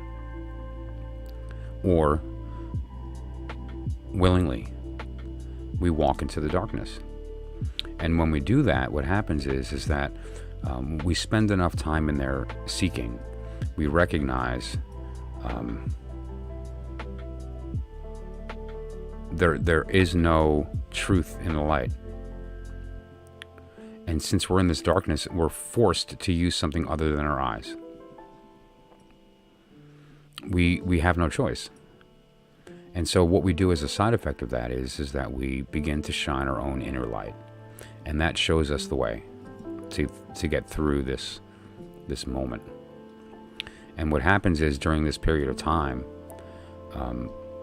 that light, which is our light shining for the first time ever, casts out, and we see the truth. Because oftentimes what we're doing, most of the time, 99% of us, 99% of the time, are walking around, and instead of casting our own light, we reflect the light of the world. We're kind of like a mirror to the world. So the world bounces off of us, and we show the world to everybody else instead of ourselves. But when we're in the darkness, and we're forced to use a part of ourselves other than our eyes to see, as a side effect of that, our soul shines its own inner light, and for the first time we cast light instead of reflecting it. And that's a very special light. It's a magic light, and that light can only shine on the truth. And so when you're using that lamp, all you can see is yourself. And so it's in that darkness that you see the truth. And once you know that truth, immediately the lights turn on. The darkness is gone. You know who you are.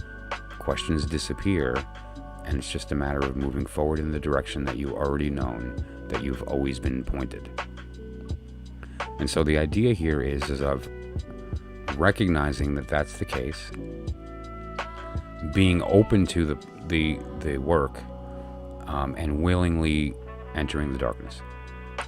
Now, how do you go about that? There's a number of ways. It's different for everybody with respect to where they are in their life, their belief system, their vocabulary, and it's a little bit different for everybody how to approach that circumstance. But it's the only way. You cannot transform in the light. All you do in the light is reflect.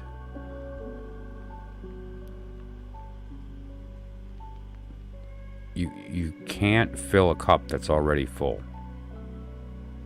And so the first step is to empty the cup. Once the cup's empty, we have the opportunity to decide what to fill it with. And so when you're looking at what are your strengths, one of the ways that we can determine that is to take a look at certain circumstances that you've experienced in your life that led to those strengths developing. Because here's the reality. We do have talents, but a majority of our strengths are a side effect of a necessity at some point in our life, and we develop that strength in order to cope with that necessity. And so sometimes, even though it works for us, it's actually holding us back from enlightenment. It's actually holding us back from knowing ourselves, because it works in the real world.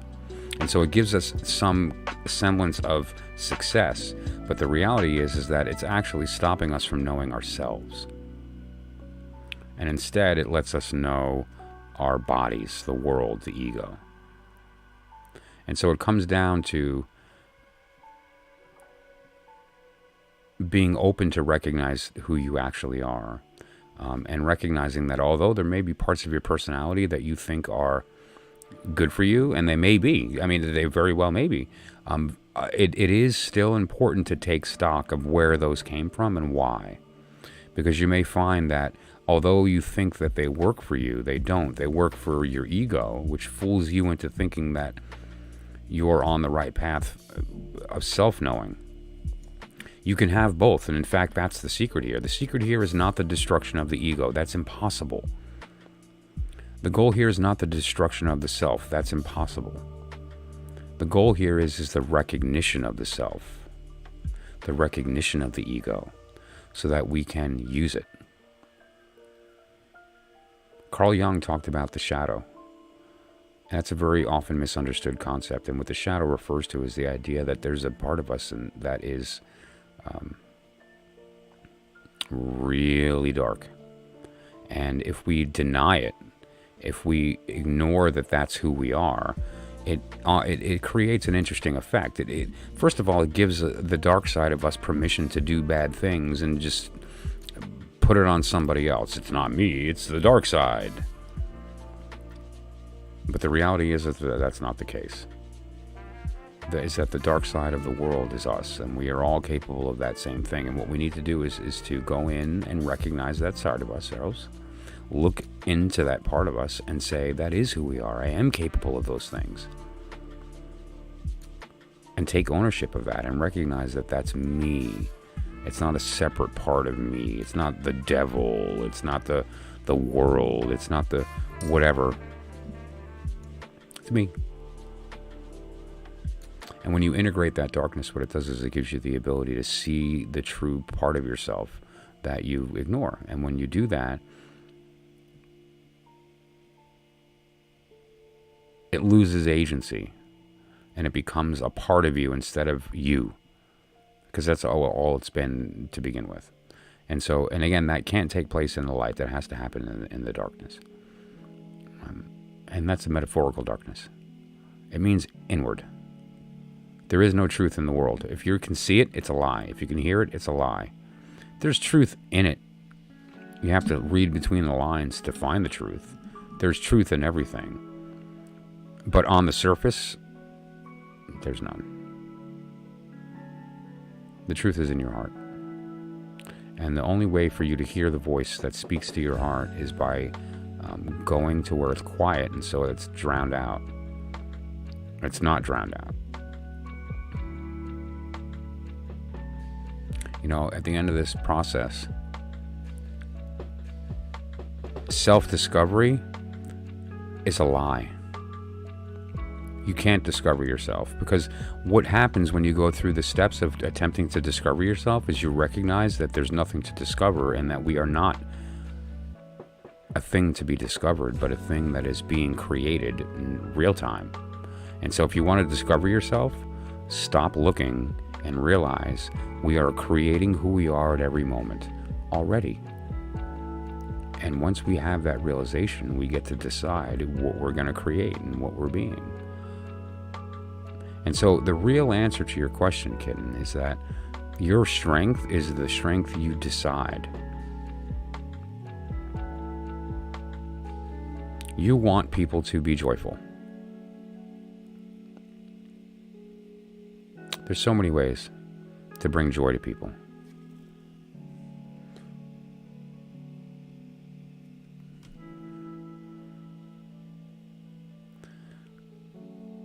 So, one of the ways is with humor. One of the ways is with permission. Give by receiving. What that means is that when somebody comes to you with a problem, care.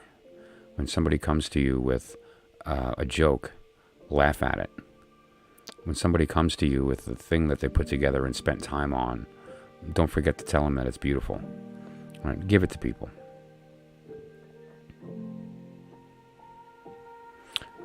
I mean, that's a basic understanding, but it's the idea that joy can be given in many, many different ways.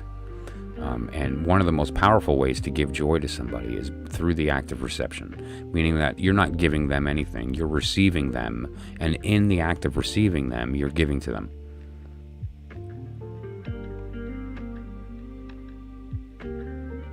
Just like you're a liar, so are they. Just like you're pretending that you're not pretending, so are they. Just like you are putting on a character in order to interface with this world and to talk with everybody and to communicate with your environment through this fake personality that our ego puts on, so are they. Everybody else in our life is also faking it.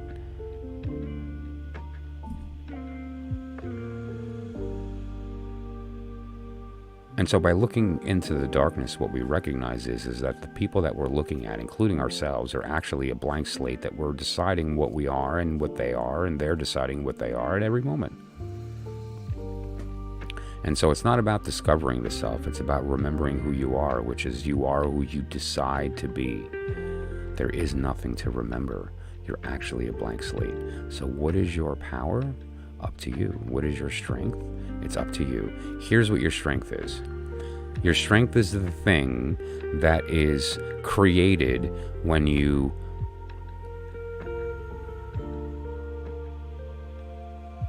act on behalf of your will, regardless of your emotion. So one way to put that is that when you enter a fight, even though you're scared, your body as a reaction develops courage, and then courage is the fuel that lets you begin the battle. Now, once you're in the battle and you're doing well, the courage disappears, but the space that courage occupied is still there and can be filled with something else. And it can be filled with power, as an example. And so it's that same idea. When you recognize that, what you are and what you aren't, gives you the opportunity to empty that cup and to fill it with whatever you want. Every moment. It's not a daily thing, an hourly thing, a minute thing. It's literally every moment we're deciding to either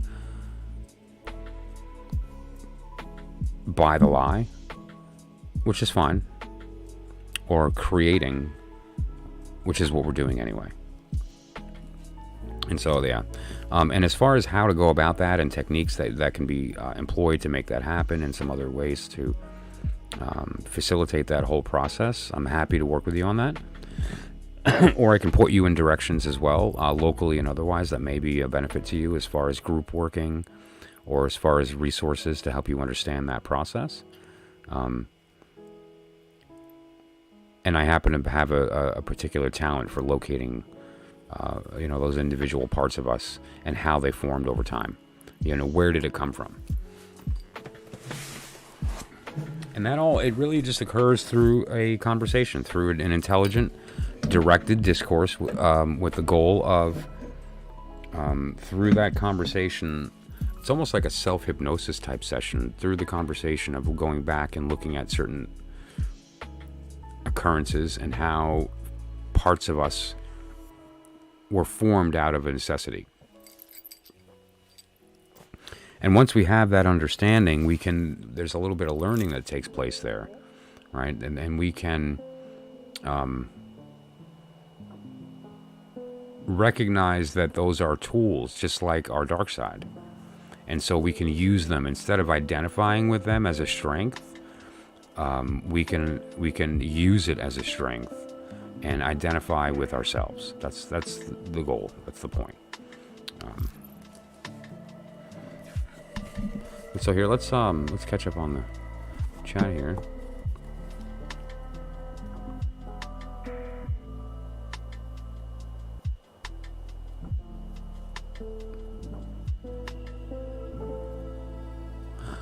Yeah, that's true. Best Earth Angel is one who knows as much about light as the dark.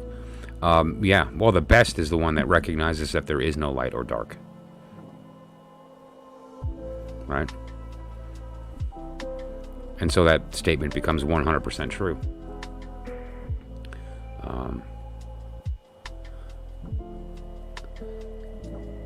That's an interesting question. That's going to come down to, I guess, the time for that. Like if we would do it on an evening stream or a day stream.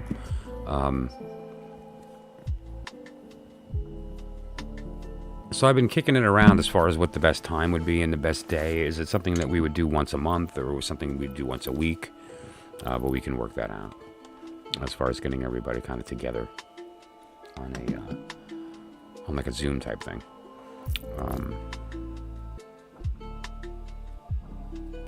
Absolutely, Brianna. Yeah, pros and cons. They have to. That's kind of like how about this? There is no existence without it. It's not the exhale that caused the universe. It was the inhale that caused the universe. The exhale was the desire to make the universe happen. The inhale is what allowed it to. Every time you breathe in, that's God breathing out into you. Until you chose to breathe in, there was no breathing out.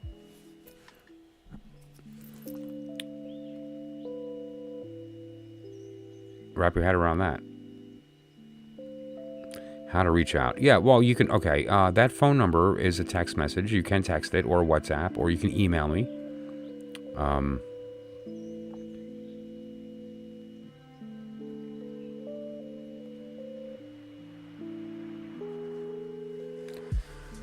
Well, see, this is important. Let's read Missy's statement here, and I think that there's something to that. Her strength can be being the unjudgmental voice in the room, the person who people know you're the one who will give them warm energy when speaking their most inner problems and using your humor. True. And now the word can is the biggie there, because again, your strength can be wisdom. And that wisdom would be what that person needs at the moment. Just be open to getting out of your own way, to intuitively determine what it is that person needs, and to be a channel for it, rather than like mentally trying to figure out what they want or need. Letting your souls talk. When you let souls talk, there's no brain. Right?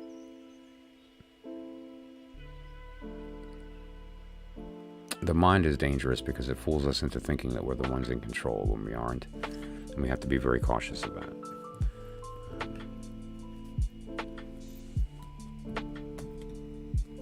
But yeah, the point is like your strength can be literally whatever is needed in the moment, if that's your goal. Because if the goal is to ameliorate, to lift up, to raise up, to cast off the cloud, the way to go about that is different for everyone, right?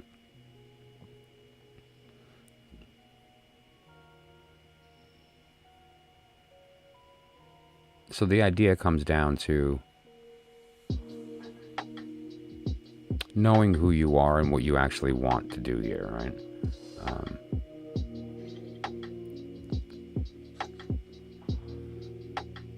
Stick around this channel for a while. You're going to know a lot about tarot reading.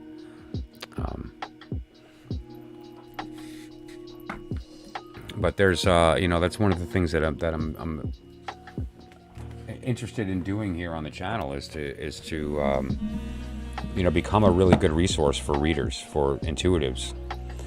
That depending upon the system, it doesn't have to be tarot, but tarot is an excellent system.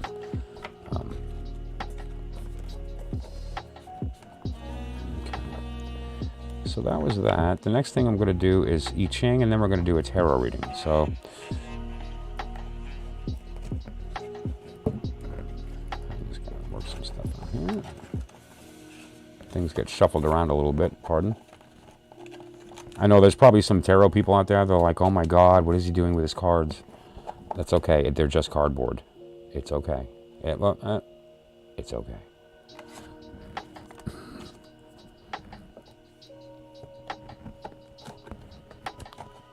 The things you own you.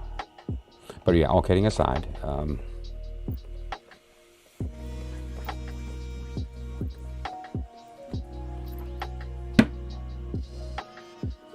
see how nice I just put everything? Okay.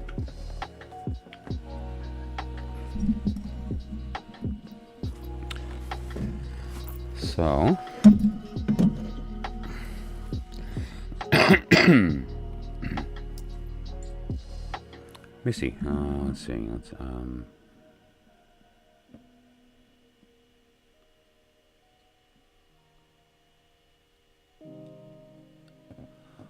Yeah, it's, trust your intuition is an interesting one, but we also need to develop it. And there are techniques for developing your psychic ability that are actual, real techniques. Trusting your intuition is definitely one of them, right? I mean, it's the idea of relying upon that voice to the point that it becomes a resource for you.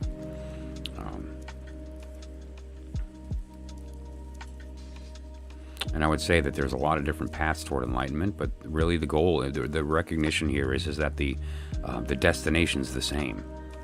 And some paths are slower than others, and some are faster than others, and some are faster for some people and slower for other people, and so it really just depends. It's the point of being open to the different languages, so that one of those languages is going to ring in your heart, and you're going to go, wow, there it is. You know, some people use tarot and then suddenly are introduced to something like the I Ching and recognize, like, wow, that's totally my speed. And the tarot is not. Or, you know, something a little maybe even more complicated, like an Enochian, which is, you know, probably the most complex magical system, at least mainstream magical system that exists. Right? So, let's see here.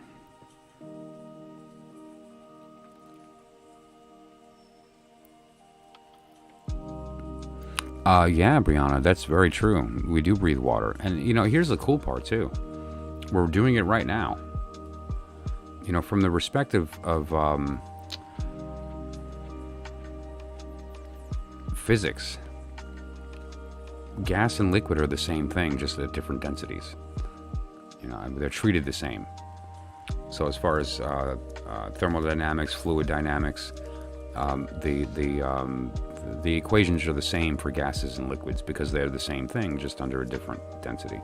Right? It's the idea of like H2O can be, you know, liquid, solid, and ice, gas, and water vapor, but it's all the same thing. It's all water. So it's that same kind of idea, which I think is really cool. One of the reasons is actually, and I'm going to bring it up. Let me just do it now. It's just a cute little thing before we do the I Ching reading for Missy. The tools of the magician. All right, I've showed you my wand that I keep here, at least here, the wand that I use for the stream. All right, it's a piece of wood. It's a pencil, okay, which I think is a very appropriate wand. And it's there's a lot of powerful magic in that wand right there. You know, my pentacles. I've showed you different things, but now this is one that I think is a great learning tool, but also a very effective piece of magical apparatus. This is all three of the main tools. The sword, the wand, and the pentacle. And the reason that I'm bringing it up right now is this idea of the idea that gas and liquid are the same thing, or more importantly, because what does that mean, that gas and liquid are the same thing? That means that the sword and the cup are the same thing. Air and water are the same thing.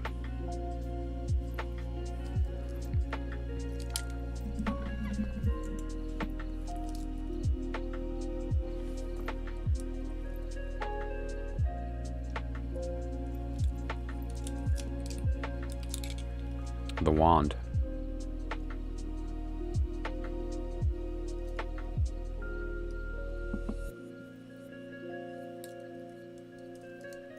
The cup. Right? Now here's the cute part. The sword. But now, you notice that the fork came off. But the spoon and the knife are one piece. Alright, so if when I'm using the spoon and when I'm using the knife, I have to close the spoon to use the knife. And so you're using the fork and knife together, and then you're using the spoon separately. Right? Now, here's the interesting point. The story is everywhere. Once you know the truth, you can see it everywhere. So I'll just... The wand is separate, but the sword and the cup are the same thing. Right? Does everybody see how cute that is?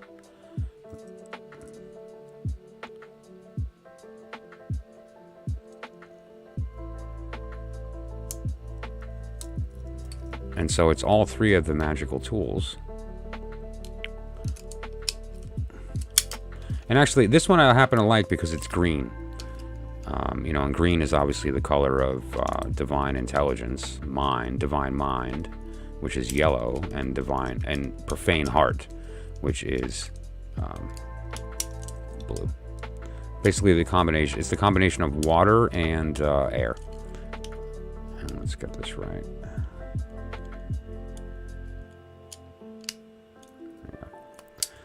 And so now, it's a nice little camping tool, but it's actually also all three tools in one. But the important lesson here is that the cup and the sword are the same thing. We receive the cup into and we receive divine sword into our cup, mind into our heart, and we speak our heart into mind. We can't speak sword to the sword. We can't speak heart into heart. I was taught tarot was like taboo as I grew up with Christian roots. Yeah.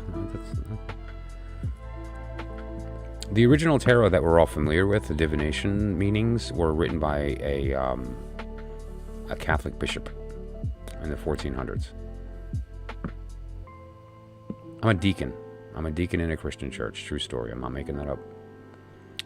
It comes down to understanding that, and for instance, like Christ taught a different lesson to the masses than he did to the disciples. He used different language. And actually, you know what? I think that might be relevant to what in Morals and Dogma.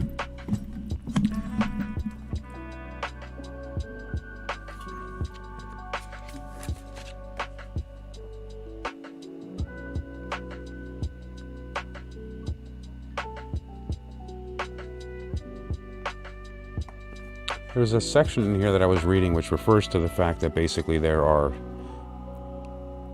it's the idea of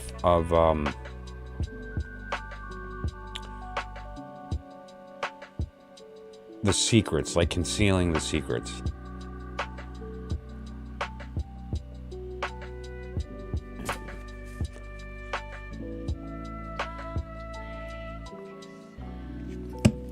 Again, we'll get to that.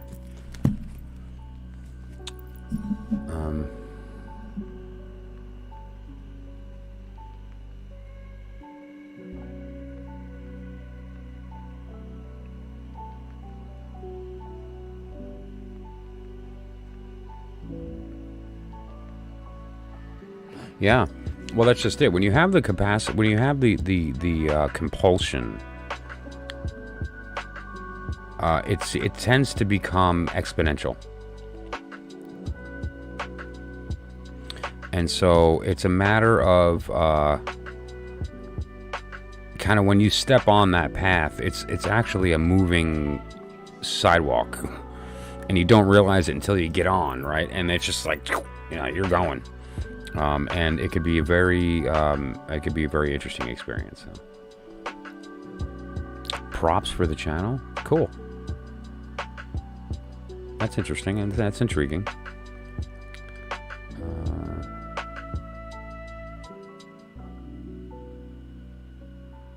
It comes down to this. It comes down to understanding the once I came to the conclusion that the truth came to me about 20 years ago. And I had been raised Catholic on one side of my family and Jewish on the other. Although I wasn't Jewish, it was through conversion, through marriage type thing. So I wasn't bar mitzvahed or any of that stuff, and I wasn't accepted. However, the idea of being open to the same story told different ways was one that I was sort of just naturally inclined to. And when I began to see it, it became clear to me that I could easily use the language of Christianity to speak truth to people.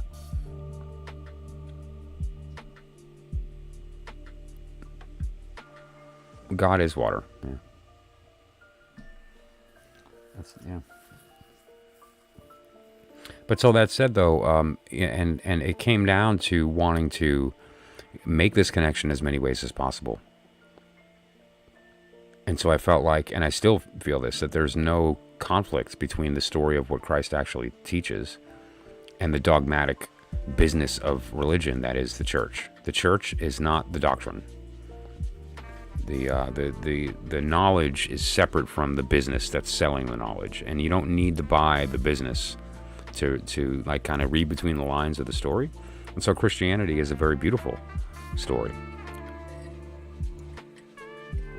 It has all the stuff's there. I'm a little upset about their opinion on Divine Feminine, which is changing, thankfully. But the secret doctrine doesn't suffer from that, just the public doctrine. And so if you are interested in looking at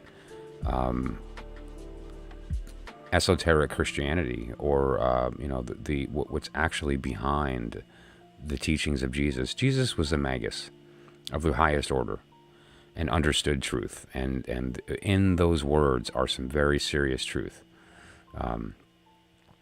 And so it's normal and natural for us to take language that we're not familiar with. The devil, 666, demons, angels. What do these words mean? Channeling, astral projection and travel, evocation and invocation, and dying daily.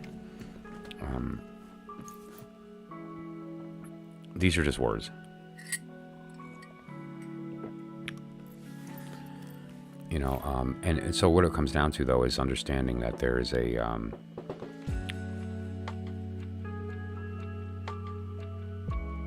how do I put this without sounding like crazy? There's people in the world that understand the truth of this information that do not want a majority of people waking up to it, because that allows a level of equality that they're not willing to participate in. And so it's in the best interest of the church to maintain a level of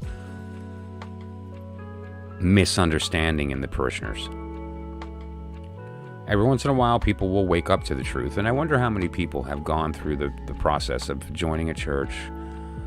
You want to get into 666? I'll tell you exactly what it means in a sec. It's the sign of 72. Or the sign of 666 is a negative half V. It's related to the golden mean. But that said, the idea here is the individual, the transfiguration, you shedding the physical body and becoming a body of light and reascending, which is what Christ did. And don't forget, Christ didn't get out of the boat and tell them, look what I can do. I can walk on water. He looked at them and said, if you had faith, look what you could do. You could walk on water. But the gist here is that there's a different level of knowledge that was taught to the disciples privately than with the public discourse of parable. Jesus taught the truth in secret, and he told the truth openly to the disciples. Let's catch up on here. Constantine kind of made things funky. Well, I wonder what his actual motivation was behind that.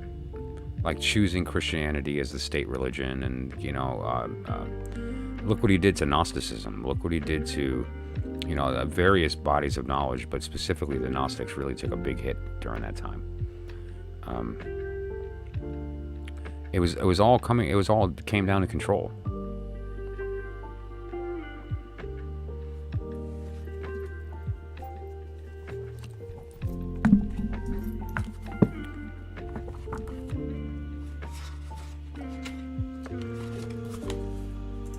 Every man is born a condemned criminal, only he doesn't know the date of his execution. This is unpleasant for every man, and consequently every man does everything possible to postpone that date, and would sacrifice anything he has if he could reverse the sentence. Practically all religions and philosophies have stated thus crudely by promising their adherents some reward, such as immortality. No religion has failed hitherto by not promising enough.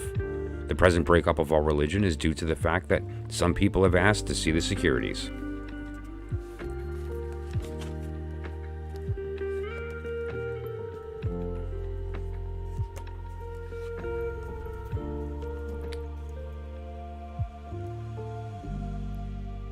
Religion is not the truth. It's a sign that points to the truth, and it can be effective. right? And so what Constantine did, Jesus Christ turned himself from water into wine. Yeah. That's a little bit truth told openly for the room, right? That's the kind of thing that most people will be like, what did she mean? But that's true. The question is where's the other person, right? If Jesus turned from water into wine, then where's the one that turned from wine into water? That's only half the story, Bree. Right? Her name was Lilith. Okay. So,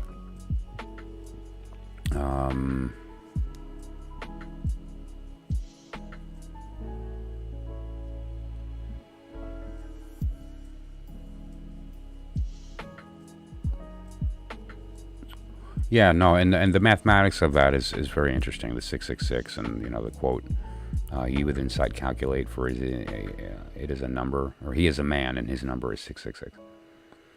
They believe it might have been Nero, or there's a lot of evidence in a lot of different ways about what that number means. But whenever you see a number in the Bible, we'll have that discussion one day. There's a certain level of information that I've been kind of like not going toward online here until some things change with respect to my relationship with Esther. Are you kidding? That's a great story.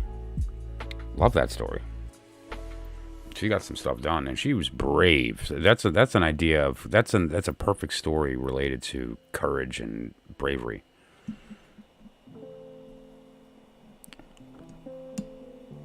But yeah. Okay. Well, no, you don't need to shut up, but you do need to tell me your question so I can do your I Ching reading. Or you don't need a question. It could just be, what would you have me know? And then let the oracle tell you. I'm going to use the coin method again. I'm not doing yarrow or rice yet. I have a few things that I need to set up in the software and be prepared. Because, again, I'm building this thing from the ground up on my own. And so as I go through the process and I get better at what I'm trying to do here, it'll be a little more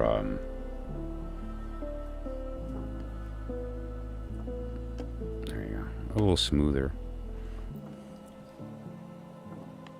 Okay, but this is neat because what I wound up trying to do here is to put up, like, let's say this particular hexagram which I have up right now. We can look at the actual binary live, all right, and so we can see that the decimal value of the 63rd hexagram, which, I'm sorry, my face is in the way, is 21.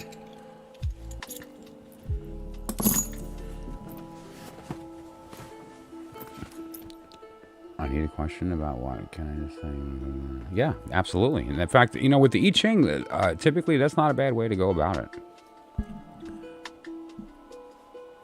Right? Because with the I Ching, what we have is... get rid of that. Okay, there it is. With the I Ching, what we have is it's not as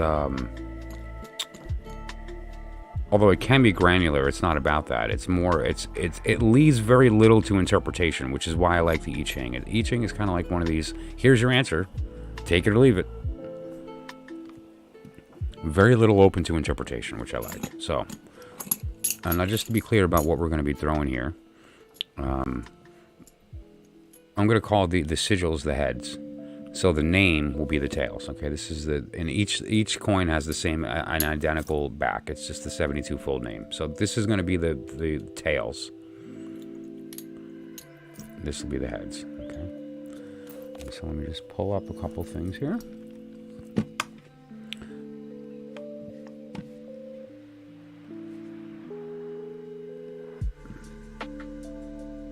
First thing we're going to do is just get rid of that so I can just draw on the screen here to draw the hexagram.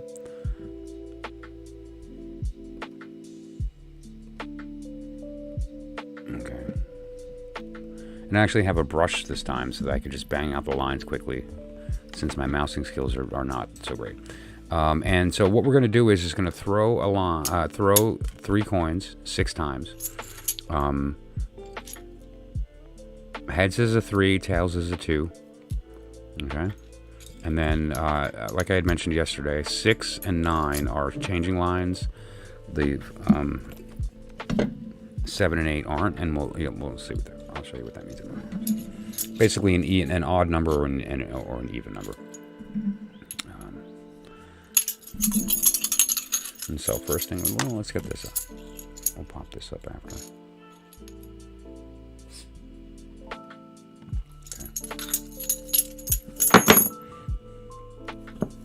So 3 heads.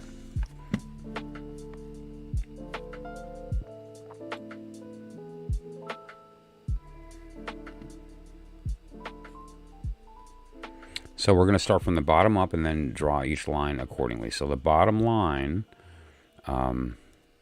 is going to be 6, which is going to be basically a changing yang line. But anyway, that means that there's going to be another hexagram after it where that bottom line turns into a yin.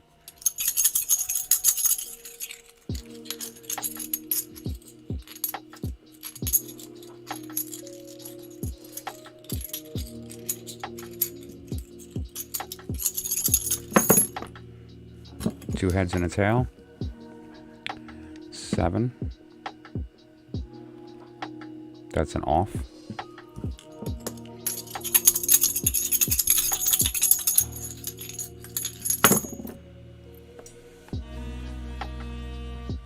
It's a 9.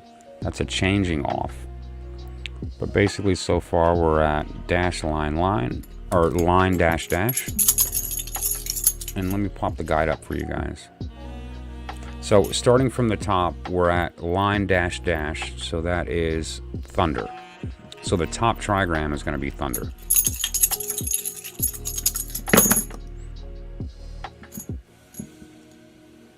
That's a 7. That's another dash. Okay.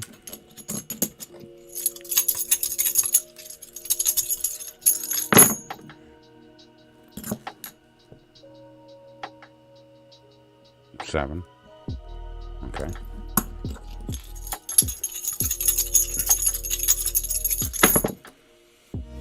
Come on. One more. It's a bunch of 7s. Too bad I'm not playing dice.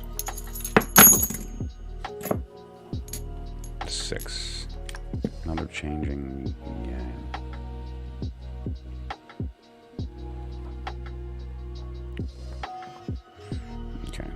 So that's going to be dash line dash. Dash line dash is going to be water. And so thunder, water, 40. Okay.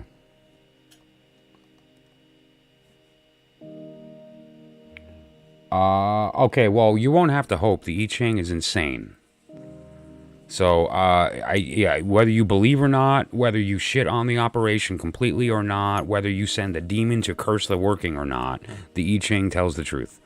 So, you're about to hear exactly what you need to. And the hexagram that came out is 40, so let me pop it up so you can see it. And then we'll go from there. So, first of all, let's get the title up. And this part's going to be faster in the future, but for right now, I'm going the slow method. And we need to turn off. Yeah, that is really not centered.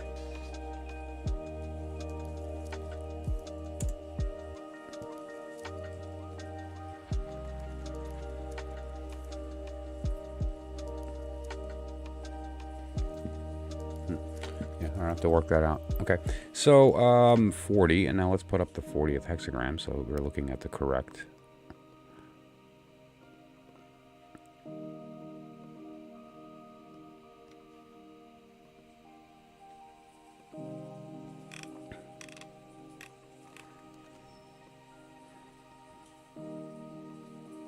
There we go.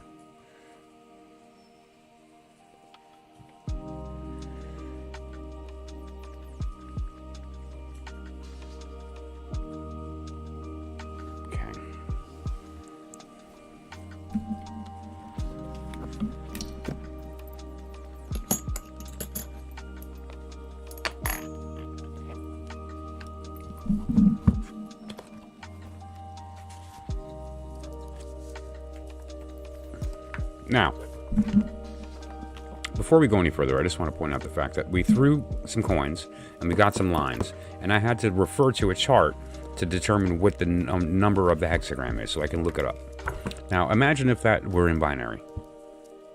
If that were in binary, I'd be able to tell you just by looking at the hexagram that the bottom line equals 1, and then off, off, off, off, and then that other line on top has a certain value, right? So what did we get? It was...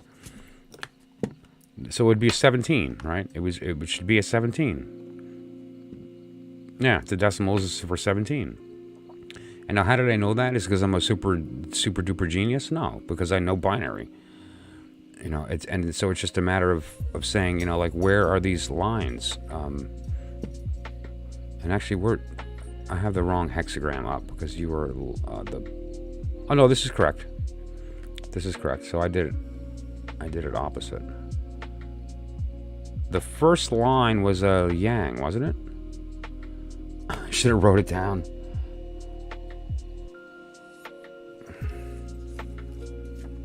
I could go back to the video, but I thought the first one was a changing 6, so that's a yang line. Yeah, this is correct on the bottom here. Hang on. This is correct.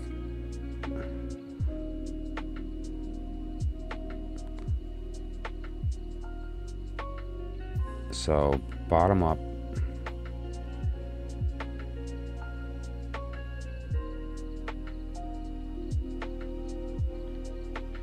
Right, okay, so then, yeah. Let me get the correct hexagram up, I apologize. And again, it would be nice if you didn't have to go to a chart. So on the bottom one is line dash dash. The bottom one is thunder, so this is going to be water above thunder, not the other way around. So thunder, water, 3, sorry. Let's get that correct.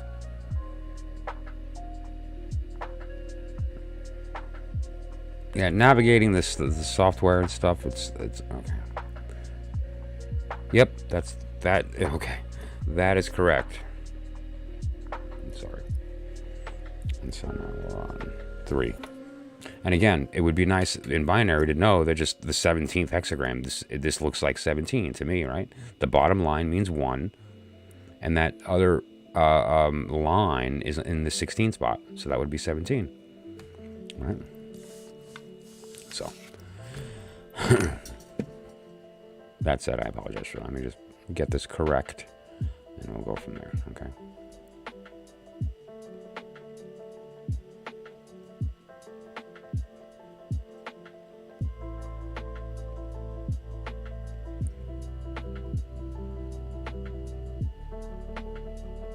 There's also 2 changing lines. The bottom one was a changing line.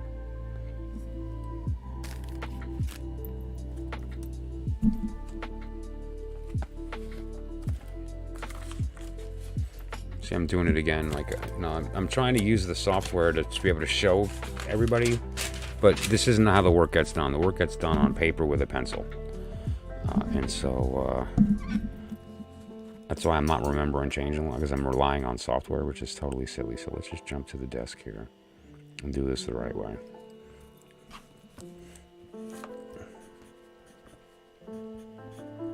Okay, so there's the actual initial hexagram. And this is going to be number 3. Okay, now this has a changing line in it. The bottom line was changing. So that's going to change to a yin. And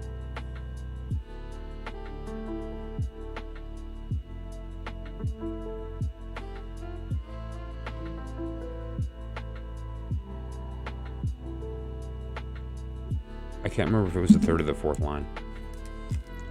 I believe it's the 4th. This doesn't change. That doesn't change. So that will, and that's going to become a yang from the yin, because it's a changing line. And then just letting it down with another one. And then we have... Okay, so this is going to be... Okay, lake over heaven. Is that lake over heaven?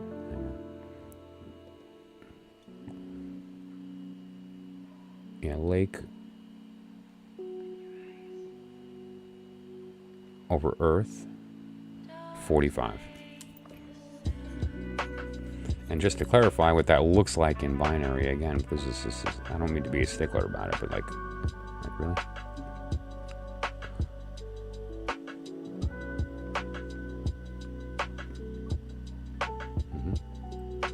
Okay, now let's get number 45 up so you can see it.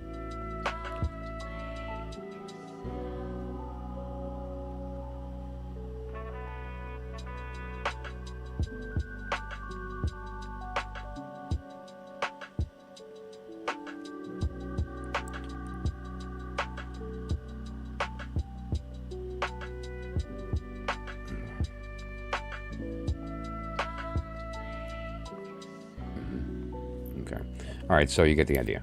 So now let's go to the book. I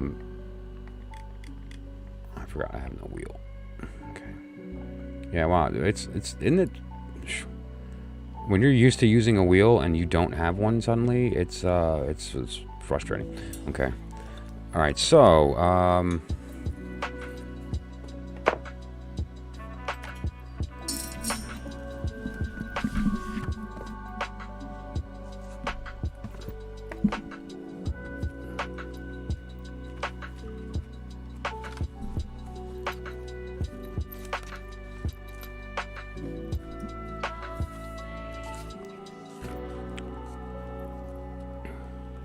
to be stationed, to assemble. Be stationary and firm, do not move. It is helpful to establish leadership in a new community. In this hexagram, water is above thunder. Thunder indicates strong yang energy that pushes forward and is capable of breaking through obstructions. The upper trigram, Kan, water, symbolizes an abyss. Any premature movement by the yang energy is blocked and the image of the stockpiling of energy or an assemblage of people is created. This is like water in a dam that is unstable to move and therefore accumulates. Since movement in this situation will bring trouble, one can benefit by remaining stationary, gathering energy, and waiting for the situation to change. Thus, there will be no negative response. The hexagram is similar to Kan, the abyss, in which the trigram water is doubled. The obstruction in Kan is more serious, however, since it is already present and will not go away. In Chun, which is this one, the blockage is ahead. It is a temporary situation and will change by itself. The only problem could come from an untimely move brought on by impatience. For this reason, the hexagram advises one to be still while gathering energy and friends for a later move.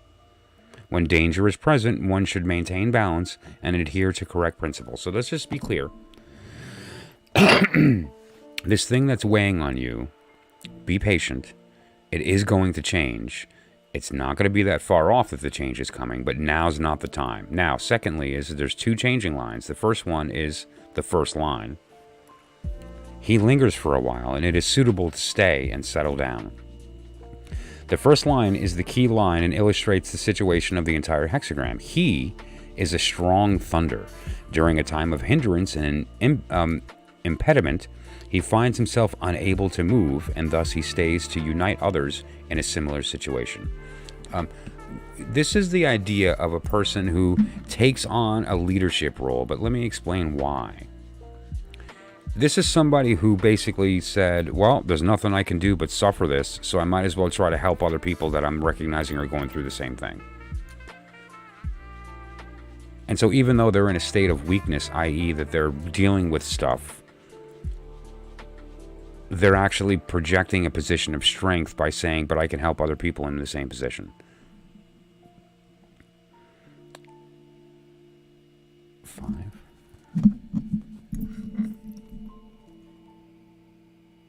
Yep. Okay. The second line. Energy is impeded. One cannot achieve great things, only small things. The fifth yang line is creative energy, and it is in a position of leadership and wishes to help those below him. However, his energy is blocked by a yin energy of the fourth and sixth lines. In this position, misfortune can be changed into good fortune by cultivating and improving oneself. By improving oneself, the situation will also improve. Instead of having the qualities of the water of the abyss, one can become substantial like the earth. And so again, this is the idea of becoming solid instead of liquid. It's not moving instead of moving. It's about it's about being practical instead of emotional. But let's just review it now, all three. Not time to go. Things are going to change in the very near future, but you need to be patient. And if you don't, you're going to hold yourself back even further. Secondly is, you are also going to be in the position of potentially introducing or helping people that found themselves in a similar situation to you. Even though you're not feeling like you're doing anything individually to help yourself, you are going to be able to help others.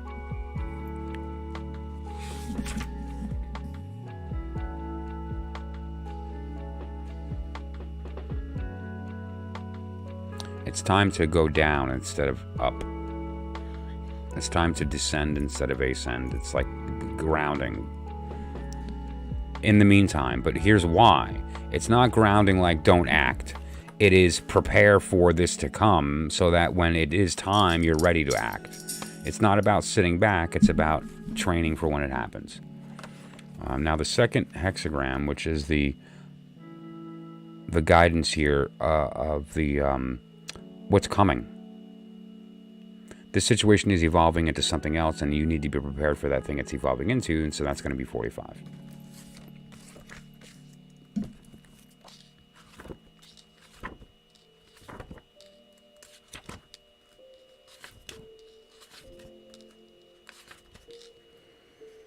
Congregation, gathering the essence.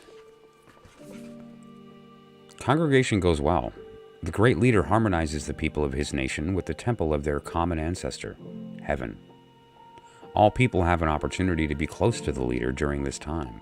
A great sacrifice should be made as an offering. This is the right time to move forward and be creative. So, beautiful, and you get the gist of that, right? The 3 was referring to the fact that it was time for you to literally not move and prepare for this thing that's coming in the future. And the thing that's coming in the future is a gathering of multiple people toward a specific goal, that goal being the common ancestor of heaven.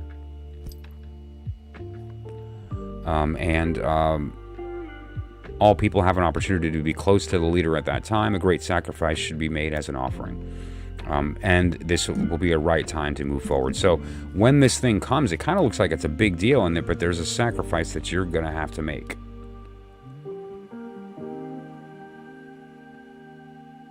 For the benefit, the betterment of the group. And again, the state of the leadership state that we're talking about here comes from the fact that, let's get to the exact line.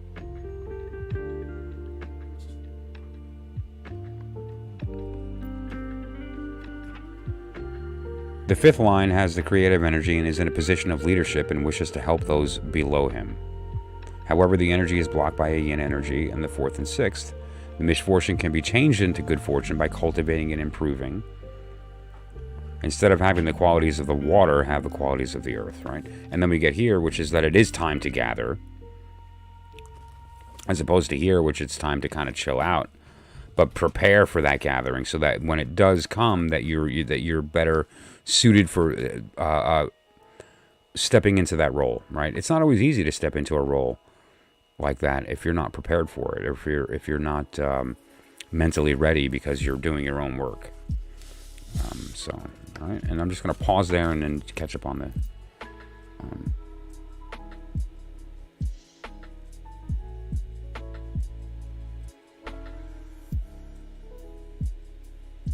That's okay. What ends up happening is that they work themselves out of your life. And you just need to stay steadfast in the work that you're doing, and then that's exactly what will happen. You know, it comes down to sort of starving the evil out of it so that they realize that they can't feed off of you and they just leave.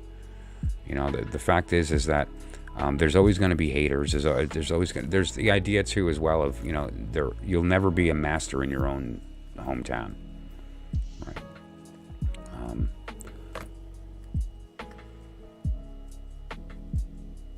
Yeah, you know, it comes down to the other people's misunderstandings of your work is their problem, not yours.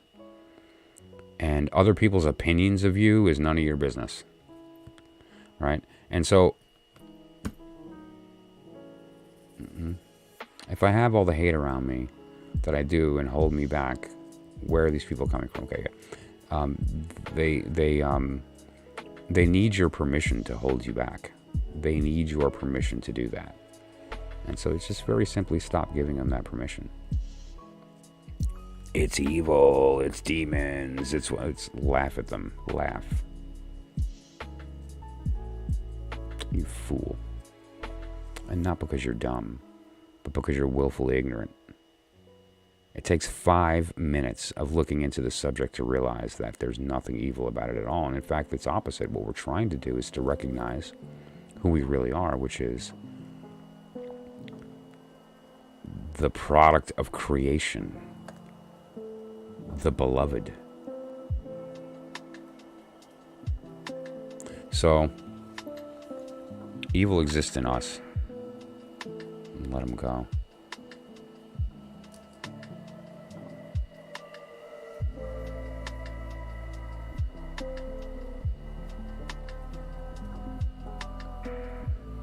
And that's good. Now, don't forget, though, too, to integrate your dark side. And that doesn't mean suddenly start being a dark person, but recognizing that, you know, that it is there so that it can be utilized. But that said, though, you know, it's... consider these numbers. 3 and 45. 3 was the answer to the direct question, and 45 is what's coming. You know, and we could also, if you'd like, take the nuclear. Let's do that. And the way that we do that is we'll take the original hexagram. Ignore the bottom line. It's going to stay a yang. And actually, just I don't want to confuse you, so ignore that. Forget that I said that. Ignore that, because it's that was more of a mental picture. You take the 3, ignoring the bottom line. You take the 3 that are next as the new bottom trigram.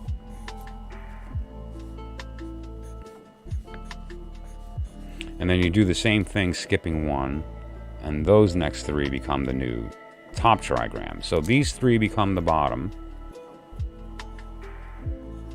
and then these 3 become the top of the new trigram.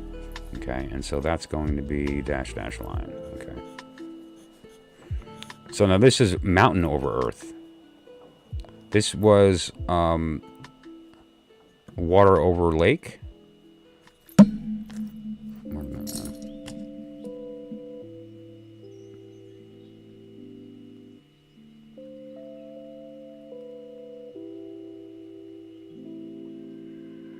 Okay, it is mountain. And it is earth. So it's mountain over earth. Mountain. Earth. 23. So the nuclear is 23.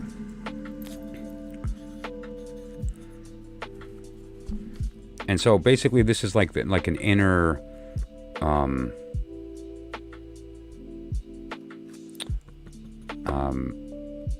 quality. And we can take that one further step, and let's do that to show you guys the further step. Okay, if I were to take this thing here, just to show you the progression, the first hexagram was...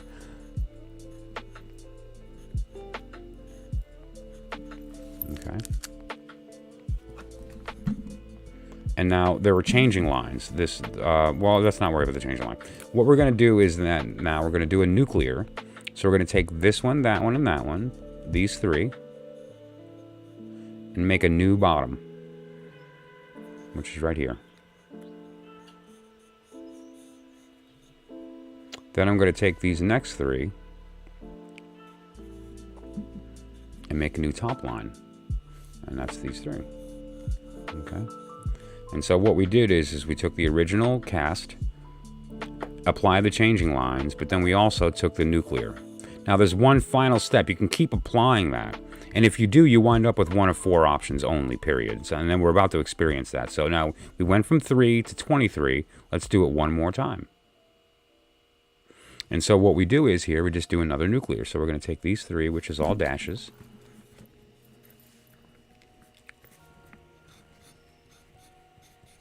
And then we're going to do the same thing. Also all dashes. So the final iteration, the final permutation of 3 is all yang, earth, straight up earth. The receptive. And so the nuclear answer is 23, which we're going to look up right now. And then the final energy of the reading is reception.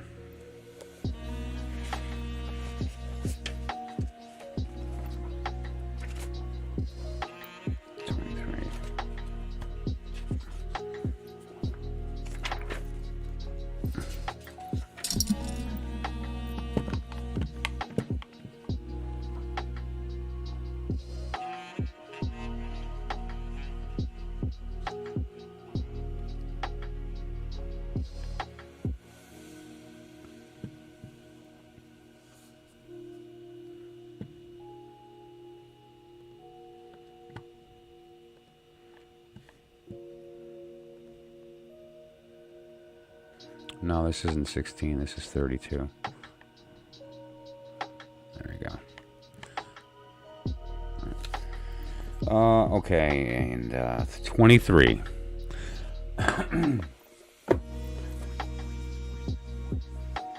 Erosion. Now is not a time to go anywhere.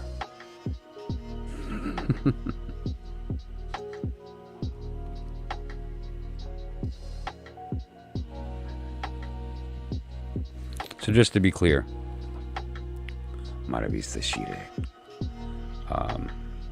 don't move. And be ready to move. Okay, so erosion, decline. In this hexagram, the mountain is above Earth.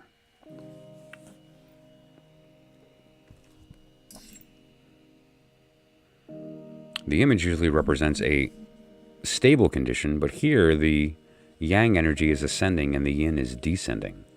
This suggests that since the summit is without support, the base of the mountain is naturally eroding. Where there is only one yang line above 5 yin lines, there can be no interaction. Therefore, the result is one of separation or splitting apart. Now, I want to be clear about what that means.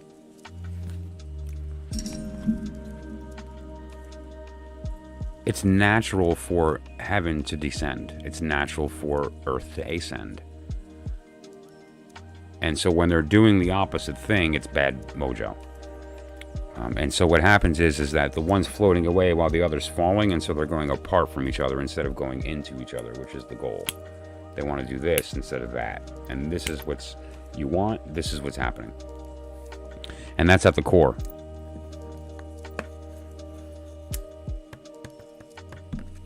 And, you know, if you'd like, we should look into that. We should do like a private tarot reading or something, like, you know, and look into that. I am like so jealous of you. I don't have jealousy. We end up with a child closer in age.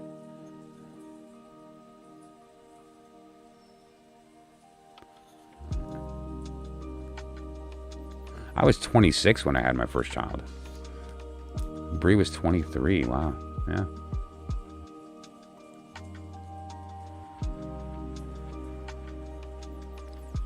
I made 3 redheaded girls. That's what I made. That's my contribution to humanity. I made 3 little redheaded girls. Well, not little anymore. My oldest daughter, my baby, is taller than me. Of course, most people are. But so, all right, so that's the gist of the I Ching system. And again, you saw there's no interpretation, right? There's no interpretation. That is just like, here's what it's telling you, take it or leave it.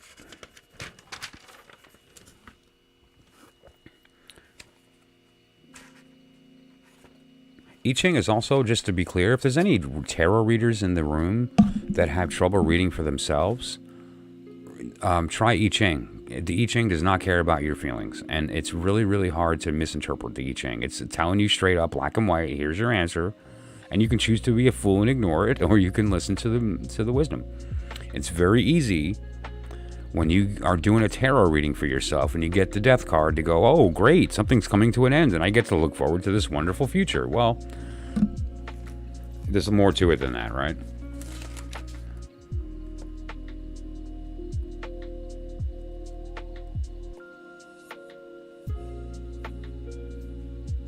Oh yeah, I was doing some fun. You want to see some fun numerology?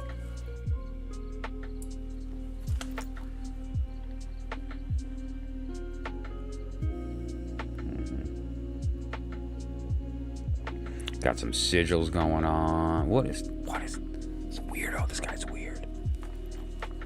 This freaky dude on the internet. I don't know. He's smart. He mentions stuff that makes sense, but then he's like calling down demons. Like, remember this?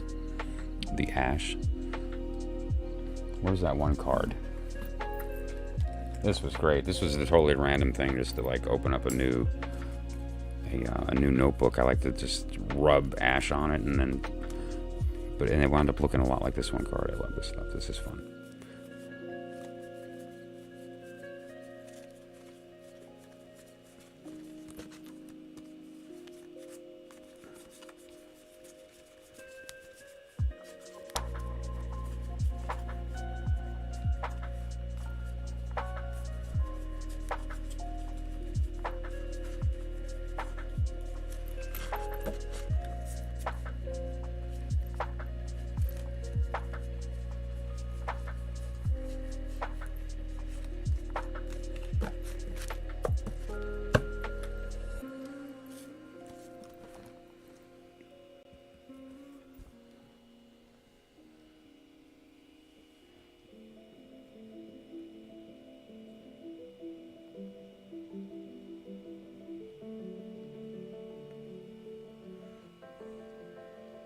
No, just something about that. Just, you know.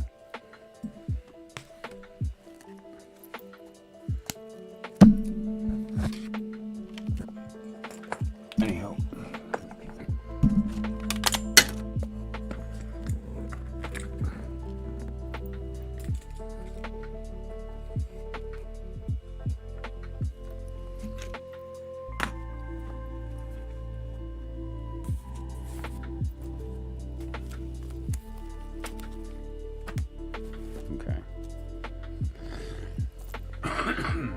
Alright, so did I draw that? No. No, I'm not gonna front. Here's what I did.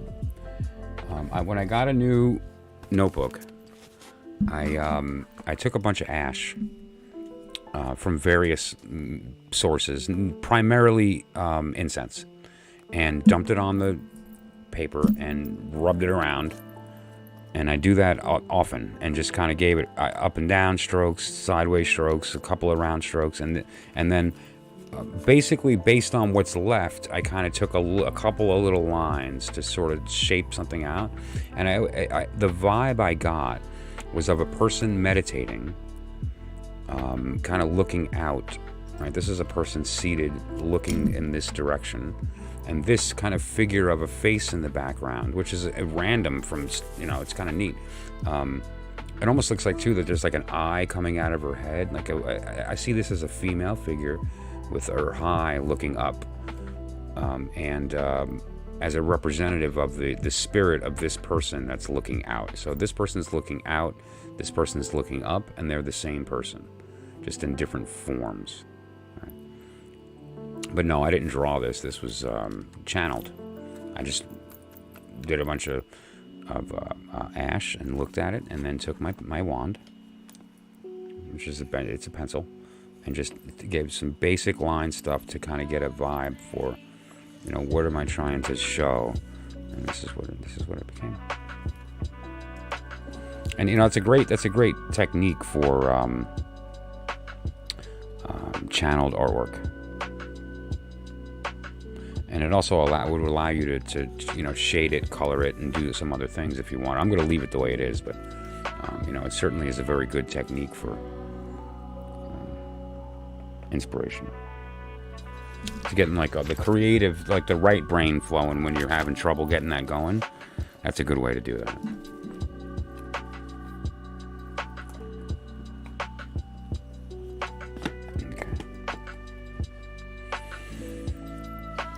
Alright, so the last thing I wanted to do was a tarot reading, so we can see all three, right? And so I'm going to just step away for a moment. Then we have to figure out who wants a reading, and what are we going to read about, and go from there. And then I'll figure out what deck to use once we figure that out.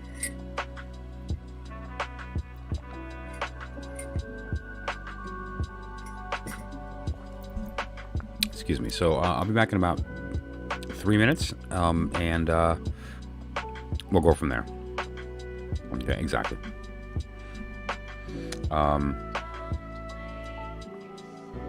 The goal here is to look at the differences in the approach, the differences in how the system is read, how it's interpreted, and go from there, right?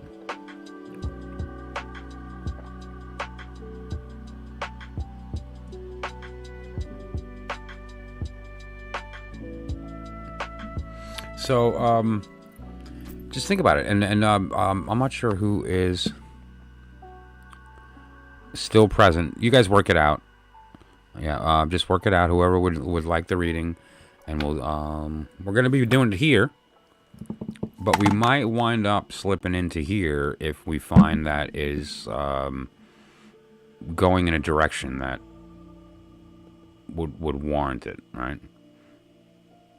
But we'll see. It just depends upon like what we actually wind up, getting to the heart. So just you guys work out who or what we're going to read about, and we'll go from there. All right. Otherwise, I'll be back in just a couple minutes.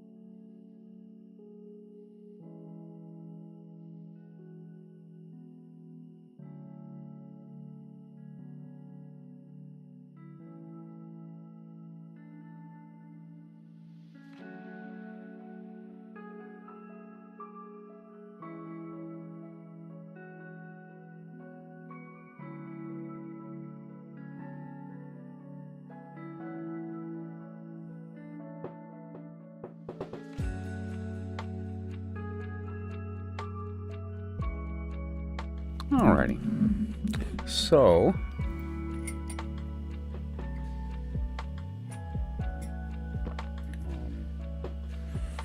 let's take a look at the chat here.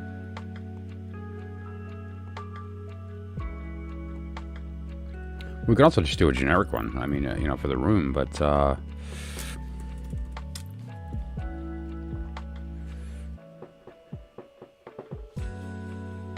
let's do this.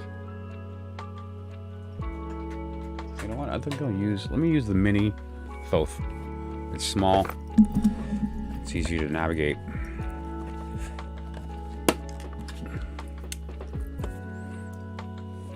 Well, it's not mini. It's a standard. Sorry, standard Thoth.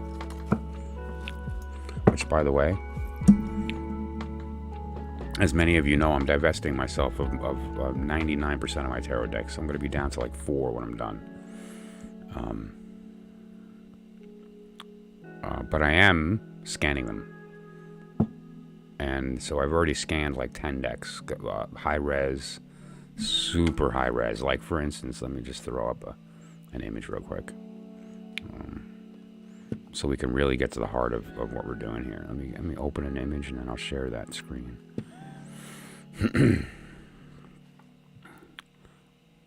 You know, there's little bits and pieces of these cards that technology allows us to do. Years ago, we used to do a thing where we would take a card and we would scan it one little piece at a time. Okay, and so you're really getting a heart of the card, and you would take you know, days on a single card. And nowadays we can actually do that visually, which is a very different circumstance. Let me do Crowley's. Let's pop open something like the Fool, or what's a good visual one? Keep forgetting my wheel doesn't work.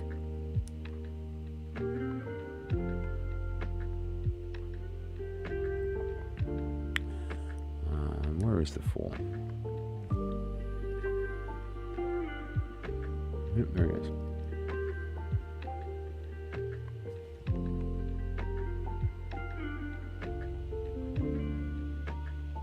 Perfect. Okay, let me share that screen.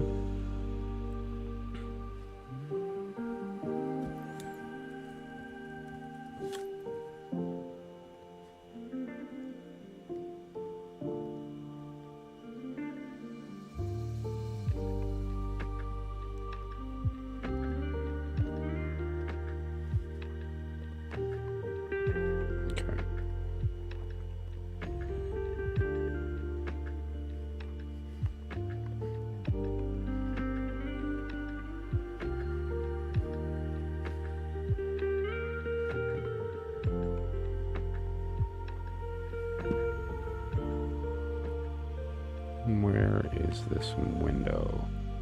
Sorry, I have a lot of windows open. I guess we'll... See, it's not really doing it for me. This is not the window I want to share. This is definitely not the window that I want to share.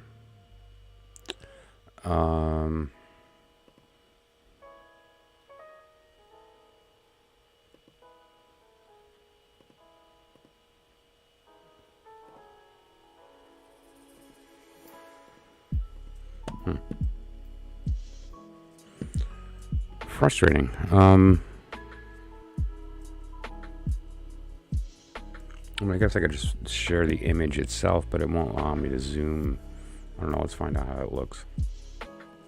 Sorry.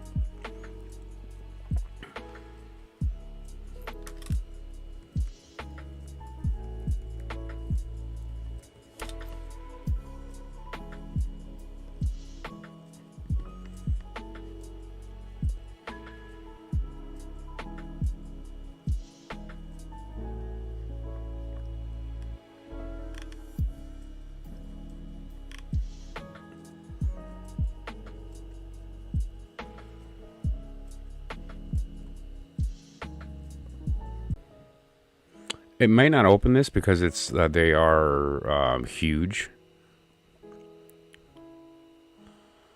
This isn't actually the full zoom. They're much bigger than this.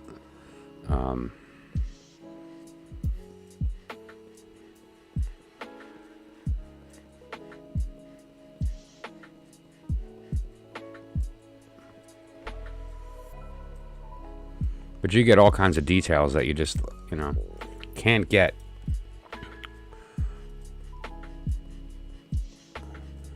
Did I grab the right sheet?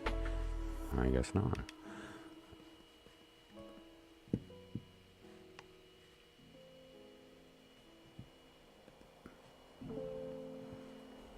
Nope.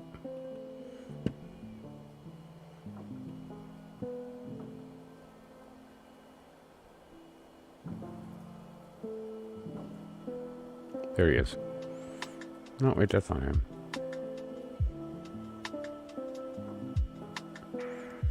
Wow, sorry.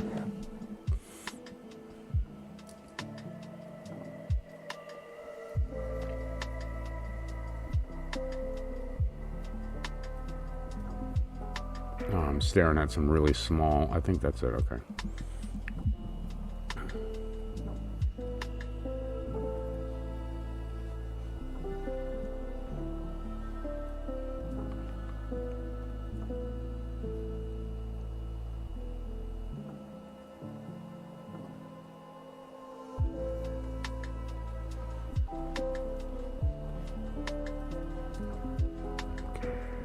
There he is. So, I mean, you consider the power of being able to actually review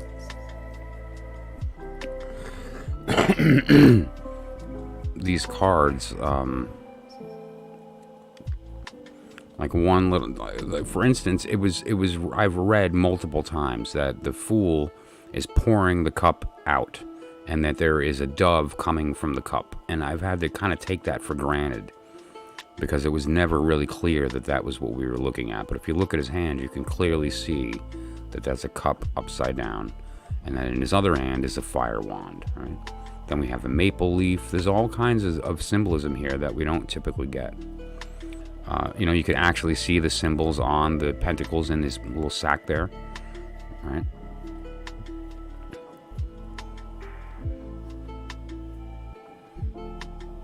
Those two twins on the bottom, that alligator on the bottom, there's a lot of symbolism that's just not obvious unless you see it and really zoomed in, right? Like really, really get in there. Here's the death card. Like, interesting. Did everyone notice that eagle in the top left?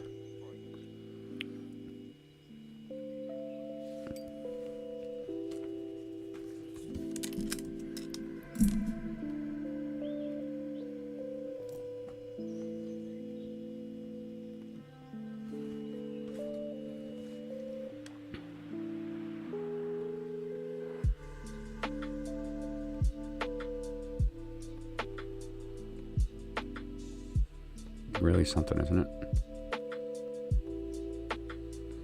And again, this software that I'm using doesn't let me zoom in on images easily. You know, I have to kind of find this thing on the bottom and then drag it out, and it's a bit clunky. So I'll figure it out. But basically, I mean, I can get you down all the way to the individual pixel, but it's still sharp. It's a very, very high res scans. Each one of these images is a couple hundred megs. And I plan on scanning all, you know, the entire list, at least what's in my current possession, before they get sent out, and so that, you know, I can use them as a learning tools. There's Justice.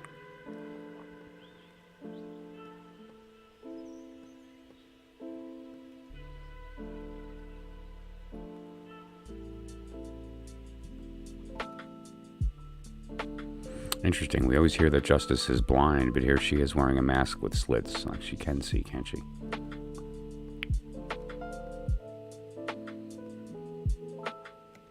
Anywho.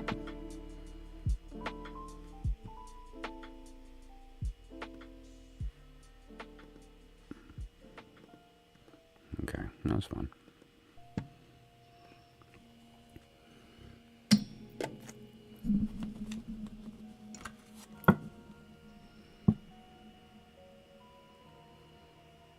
Really? That's cool. Albino alligators. Wow. It's almost like the red lion turning white. And the white bird turning red. Where have I seen a white bird turn red?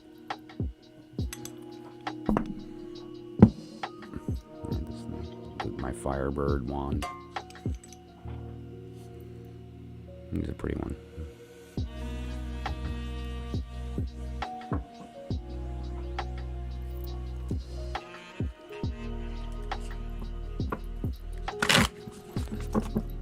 So who am I reading for? I forgot. Oh, I guess we didn't really decide yet, right? We were...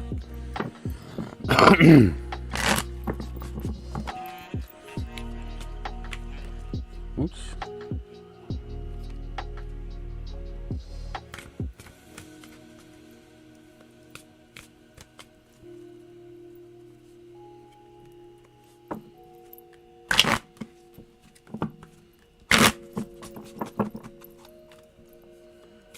Let's do it this way.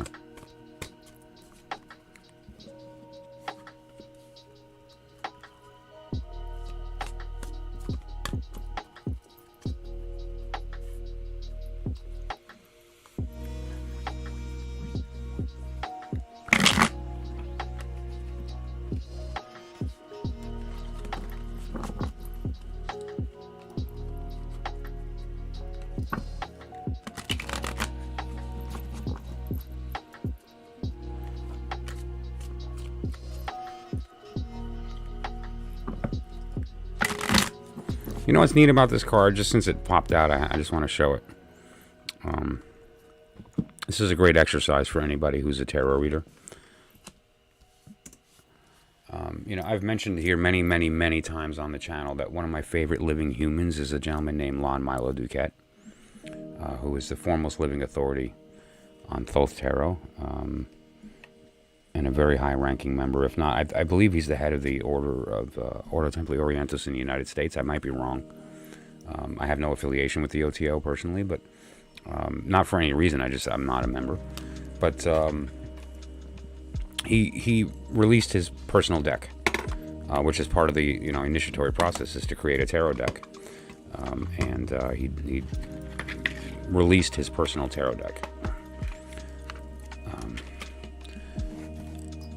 Why does that matter? I'm about to show you, and it's really interesting what he's done. So,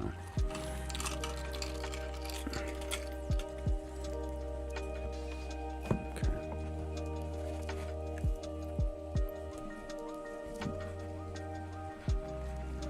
And this is the reason I'm doing this is just to illustrate an important point.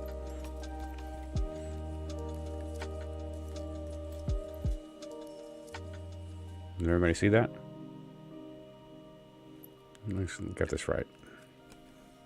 Okay.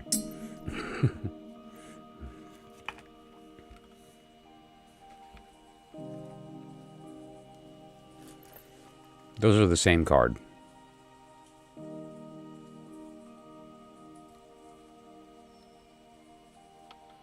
And so you'll begin to see this type of thing when you're looking into tarot, where you'll see things that sort of have like a visual similarity and wonder to yourself, I wonder if that's an accident that these cards are so similar.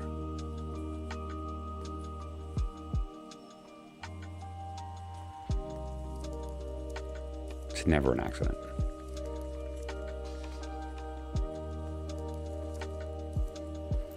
But in this particular case, what he did is he took this as like, if you were to see this, you would have no indication that you're looking at the universe card. The 4 elements. Down here, Frida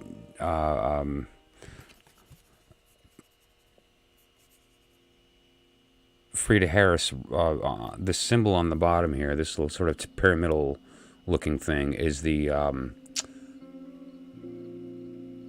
periodic table of elements. Right, and behind them, I believe, are the pyramids at Giza, which again is hard to see. It's one of the reasons I'm scanning the cards, is so that I can pop them up and you see that. But the gist is that what you're looking at here is the dancer,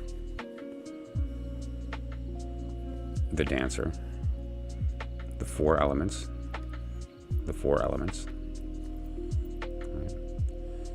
the idea of the physically manifest, and so forth. Which one? This one?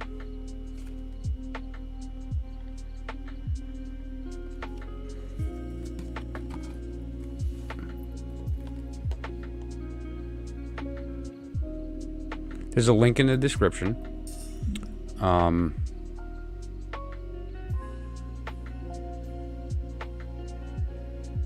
The Magical Omaha is the company. They're actually a new age shop in Nebraska. However, they work directly with Milo DuQuette and Constance DuQuette to produce and sell the deck. So they're not just the store. They're the ones that are responsible for the fact that it was rerun. This was out of print. You weren't able to get one for less than a couple of $100. And then they worked out a deal with Milo DuQuette and said, can we do this? And Milo said yes. And so here it is. So check the link. I don't earn any commission on it. It's a link directly to the shop. But they're good people over there. I've worked with them before. They're real magicians that they're in the know. They know the work that they're selling the stuff for, and so I have a very deep respect for them over there.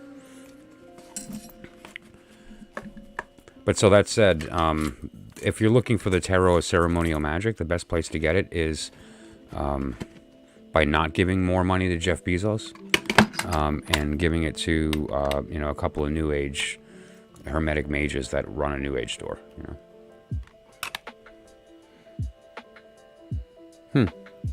Cool. You know what? A lot of her artwork, Frida Harris, has a very kind of origami type quality to it.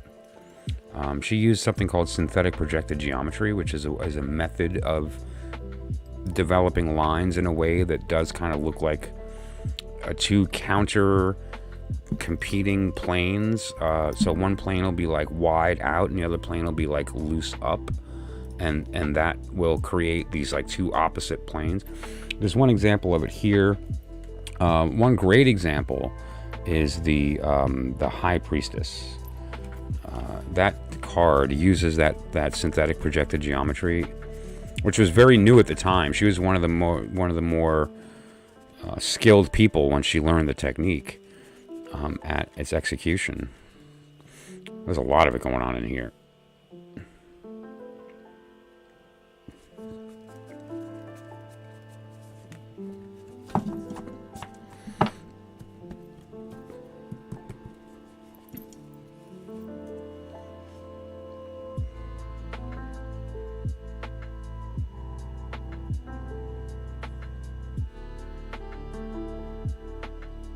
Yeah, whenever you can, you should.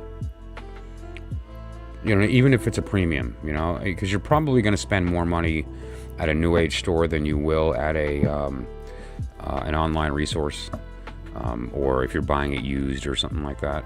But and when it comes to tarot, if you can give the money to a small business, they need it, right? And very often, for somebody to start a new age store is not somebody that's like, hey, I want to make money, let's start up a new age store. That's somebody that's like, hey, I'm in this thing, and I want other people who are in this thing to come to my place, and we can do this thing together, and we can sell stuff related to this thing. And so there's typically a spiritual or religious connection to the subject. That's not to say that new age, store owners aren't also bad people that, take advantage of people in bad times and stuff too. But as a general rule, and I can say directly from my experience with them, that the people at Magical Omaha are the real deal, and I would recommend them any day of the week. I bought a few things from them, but including the DuQuette deck and the book. And there's another book I will be buying from them soon. I just can't afford it, but I will. And it was actually edited by Milo DuQuette, and he wrote one of the chapters. And they sell that book there as well. But any of his stuff, Crowley stuff, and anything that they don't have on hand, they can order and get to you very quick. And again, it's one of those things where if you can support a local business, you should. All right, so I'm going to pull 3 cards.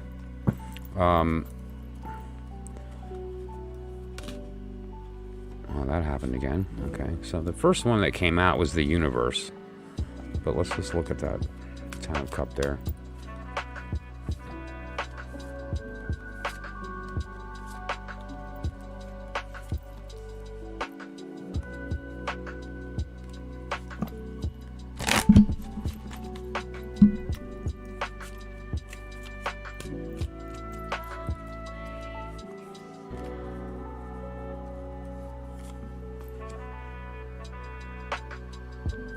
The cover photo is his wife. That's Constance.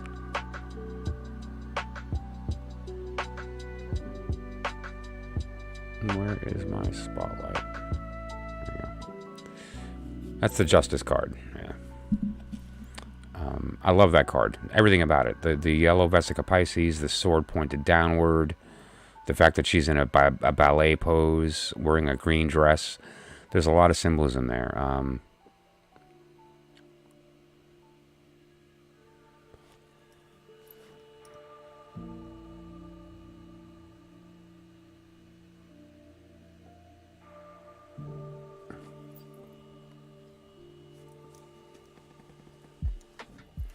me take a look.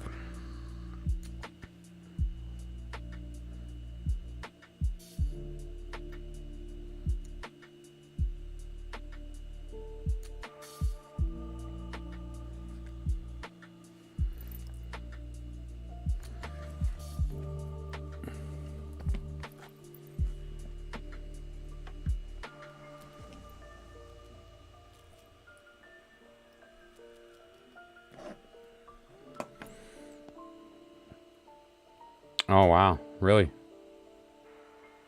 Very cool. Wow, that's just like candy for the eyes. It's a big old table full of crystals. Scallops. Neat. Cool, yeah. Oh, is that a citrine in the back?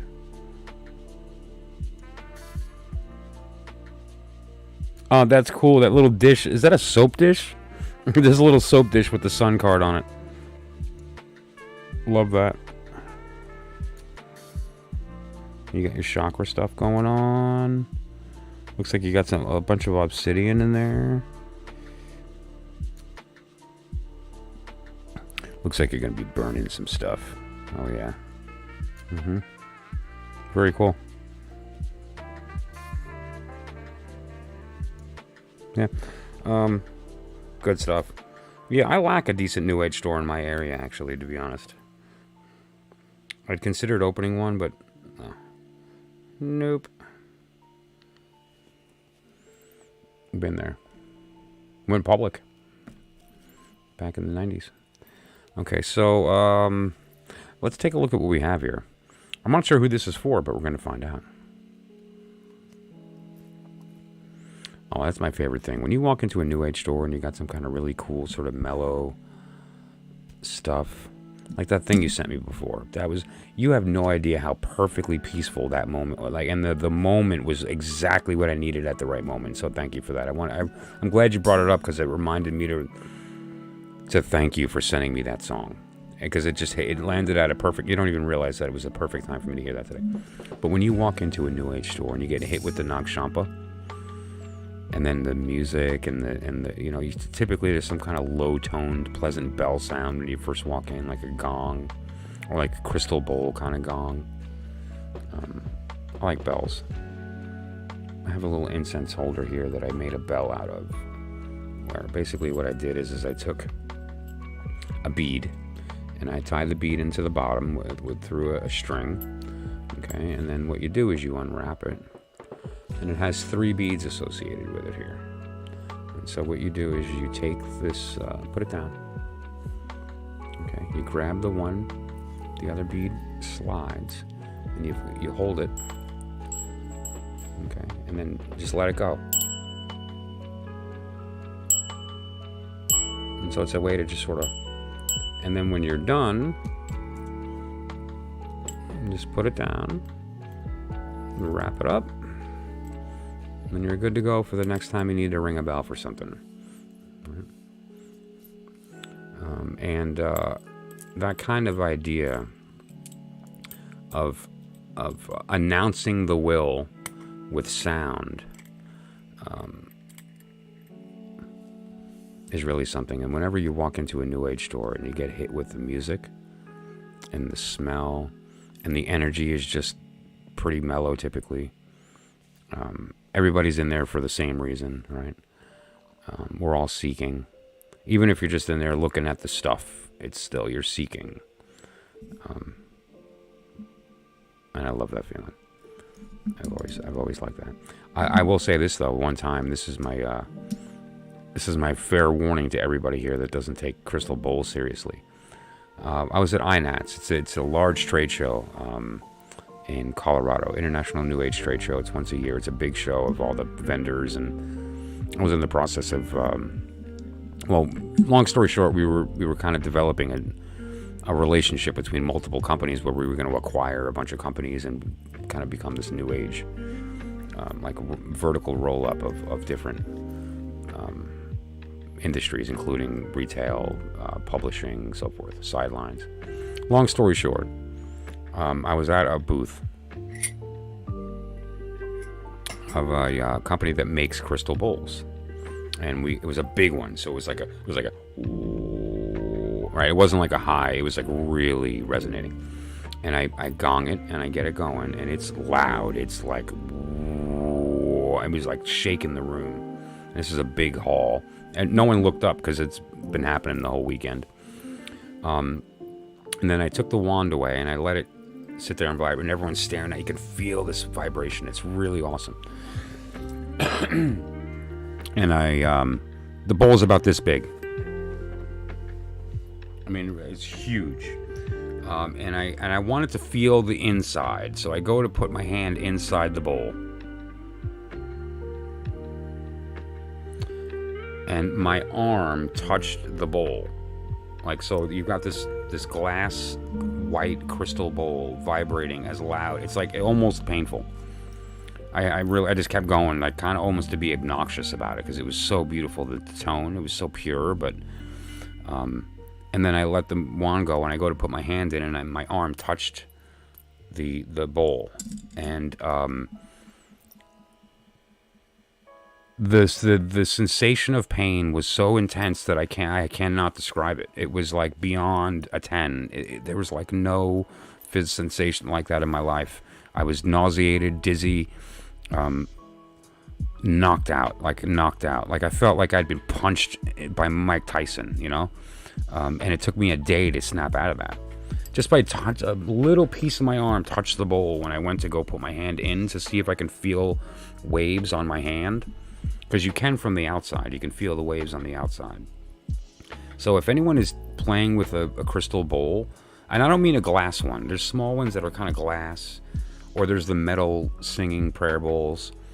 That's not what I mean. These are white. They're about this thick. Right? And of a big... And don't touch them while they're vibrating. Not only that, you can really severely hurt your nerves. And you can also shatter the bowl. And you don't want a crystal bowl exploding in front of you. Yeah, but I've never actually touched a horse fence, but I imagine it's probably close. Although I can imagine touching a horse fence would wear off quicker than a day. It was intense.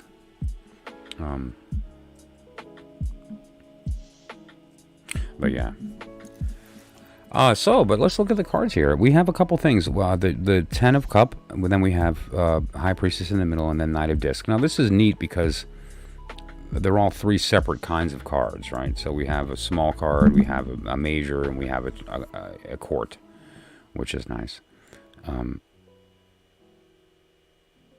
what we're looking at here, and you can look at this in a couple of different ways, but the Ten of Cups, or any of the tens themselves, refer to all of the elements, or all of the signs and suits related to that element.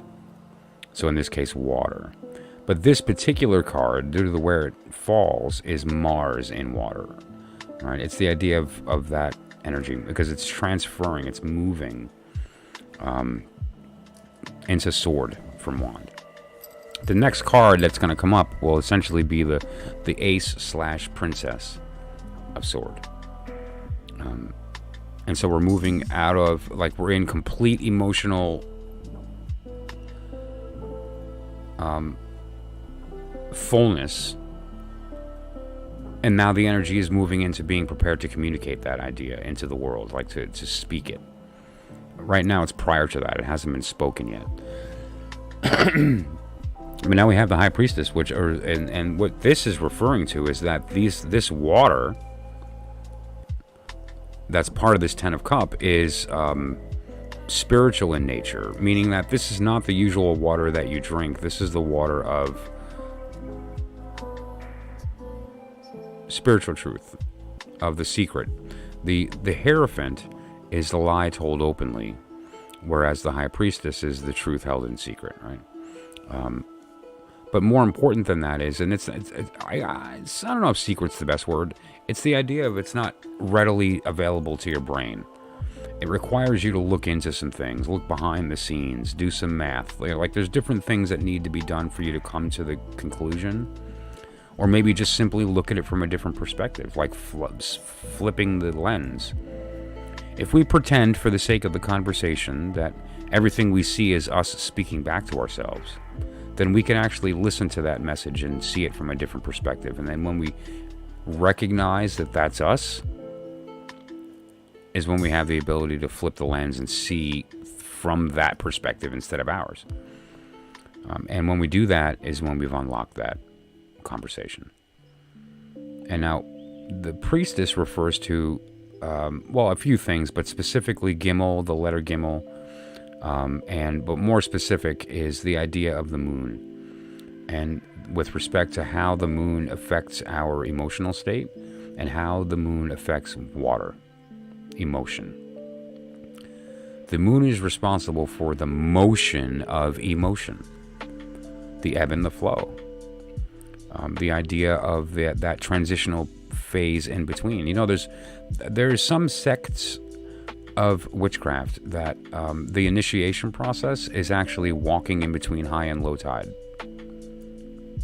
And by you walking in between high and low tide is the idea of recognizing that we're in that middle transitional period between the ebb and the flow. You know, I brought it up before when I popped up my polarity diagram related to the I Ching. This is something that we are going through constantly. We are always going through this ebb and flow, and as long as we recognize that,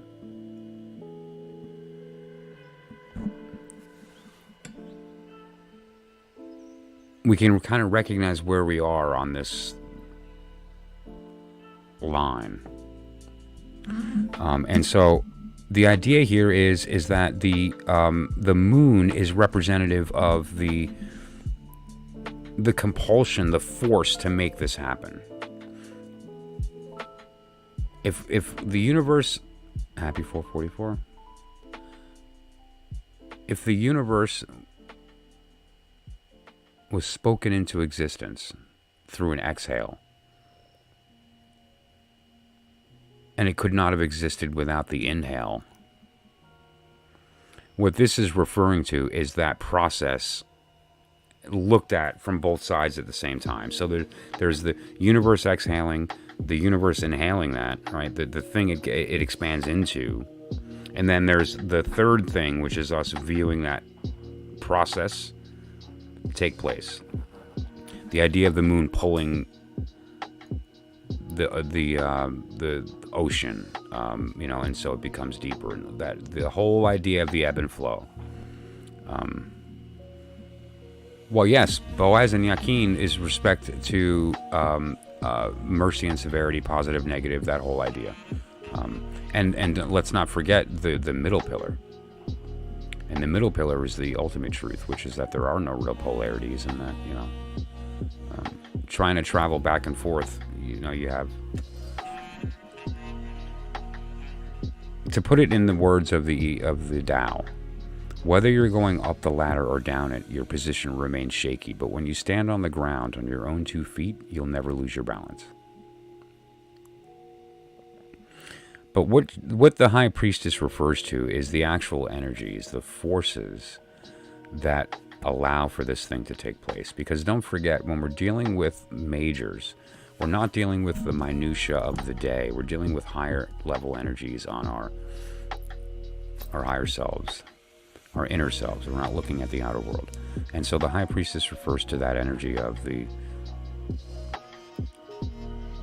product of that ebb and flow.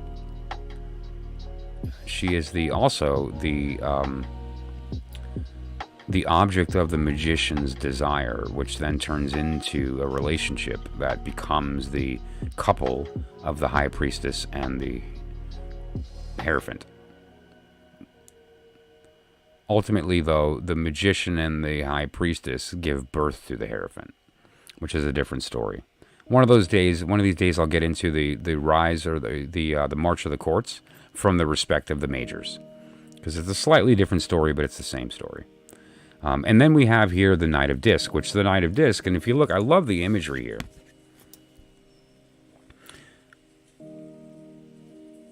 Because, you know, we have this idea of Earth being slow, non-moving, these types of things. But there's an energy radiating from his shield, from his pentacle. And so there is a level of communication taking place here. And if you notice what he's communicating is that he's communicating from the pentacle, right? And the idea I've spoken about before with the court cards, and this is one of the secrets of the courts. Anyone who's a reader, this is time to perk up. All of the court cards have their own elemental associations. So all the princesses refer to the earthy part of the element. All of the princes refer to the airy part. All of the queens refer to the watery part. And then all of the knights, which in the Rider-Waite is the king, is the fiery part. And so this refers to the fiery part of earth. And what this ultimately refers to is to make manifest your will. Physically. To physically make manifest your will. So this person is not in a state of speaking. They're in a state of being. And since they're simply in a state of being, it puts them in the state of doing. Because if you're just being, then you're not thinking about it. You're just too busy doing. You're too busy doing to worry about thinking. That's the definition of Zen.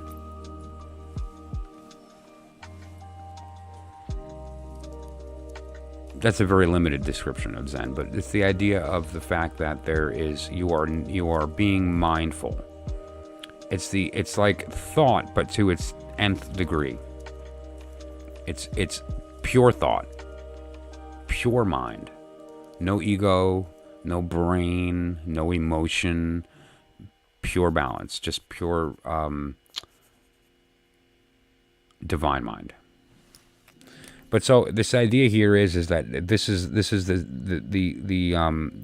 compulsion of the Knight of Discs is to bring forth the desire and install that into the world. And then what happens when that takes place is that there's this compulsion to create that comes from that. And the next thing that comes after this knight is the Two of Pentacle. Like, it's actually physically in the world now and is going to start doing its thing, which is change. The Two of Pentacle is the card where things begin to actually, there's the three, begin to actually take place. Let me find it for you here.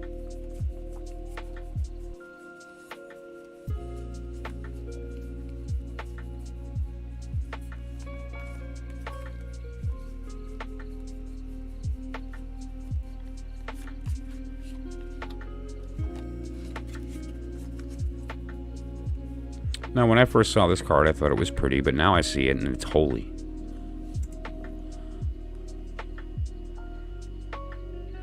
Look at that. A snake in the symbol of infinity, eating its own tail, wearing a crown. What is that crown? That crown is the top of the tree.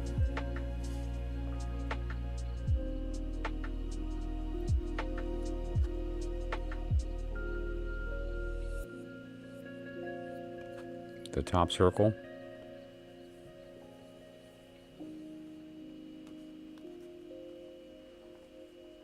the bottom circle. Robert Wang did not put the dot. The invisible 11th Sephiroth, which exists in the abyss. It's the only real Sephiroth. The rest are a lie. We never left. So he doesn't actually put that on there. But in the meantime, this is actually a depiction of a very specific process of transversing the energies of the tree. And now the color here of the yin-yangs are all combination colors. All right, that's purple and yellow, which is really beautiful. But up here we have the red and blue that has that greenish tone, right? So it's just the only primary in here is the yellow, and the rest is just combinations of colors. What colors? There's specific scales of colors that are listed in 777 and as well as in Book of Thoth, related to how those were chosen and why. They have magical significance. But you get the idea. So once the king is done with his work, physical manifestation starts to take place and the two happens. All right, and so this is what it actually leads to. And then that moves into 3, and then all of a sudden, like the ball is, pardon the pun, rolling, right?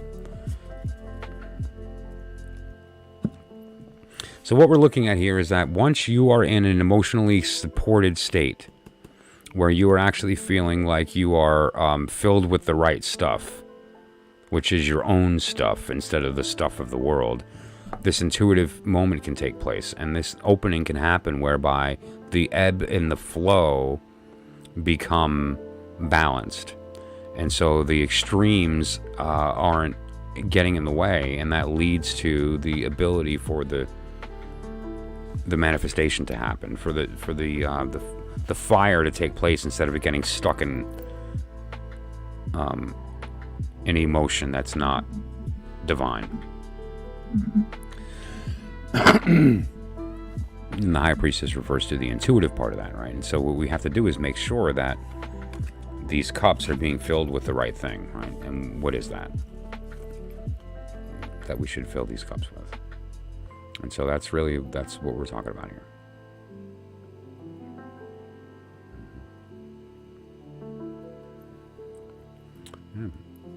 And and what is healing?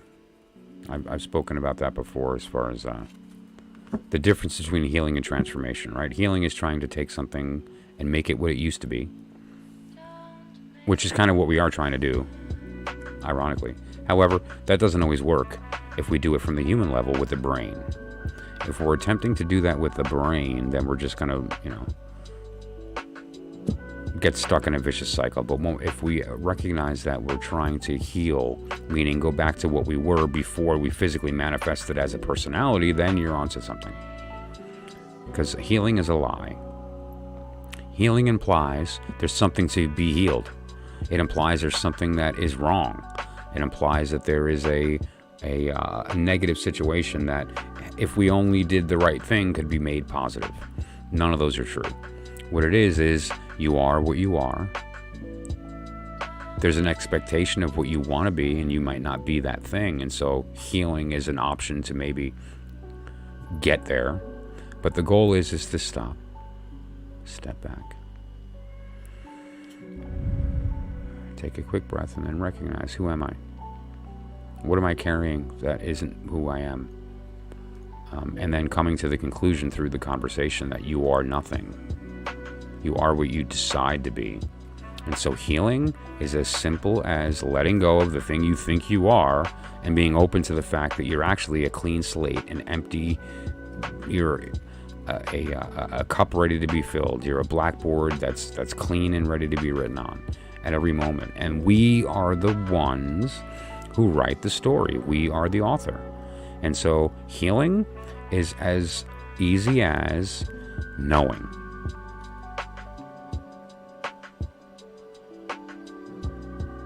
Very often, whatever the thing that we're trying to heal from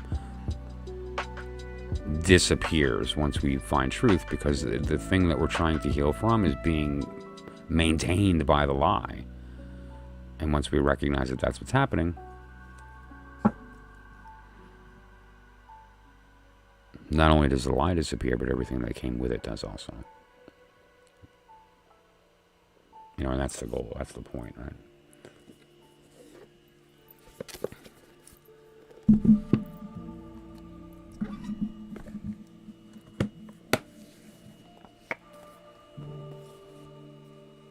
Okay, it's a bit late, so I'm going to skip the astrology. I'm going to do that tomorrow. But what we're going to do is go through the astrological houses. And we're going to be looking at cards, and each individual card covers a different house visually as well as with a little description, but the visual is nice to get a sense of what are we actually talking about here. And so that's going to be good. It's going to be a lot of fun. Twos of the Magus, I'm going to save that for tomorrow because it's late. It's 5 o'clock and I've been on for quite a while now. It's almost 4 hours.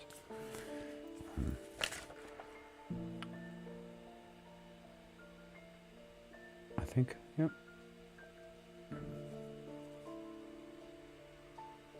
Yeah, here's the point. The most accurate oracle known to humankind is useless in the hands of somebody who hasn't entered the Inner Sanctum. And a speck on a white wall can give you perfect truth to somebody who has. The point is that once you've come to the one truth and you know it, it doesn't matter what oracle you use. It doesn't matter if it's the I Ching, if it's tarot, if it's a pile of rice that you drop on the desk and figure out what the shape looks like, or like reading tea leaves. It is the grim. But really, so, you could even read tea leaves. Like, there's so many different ways that you can go about that process. And the only secret to making it all work is to understand the vocabulary that comes from knowing the one truth. That's all. And so,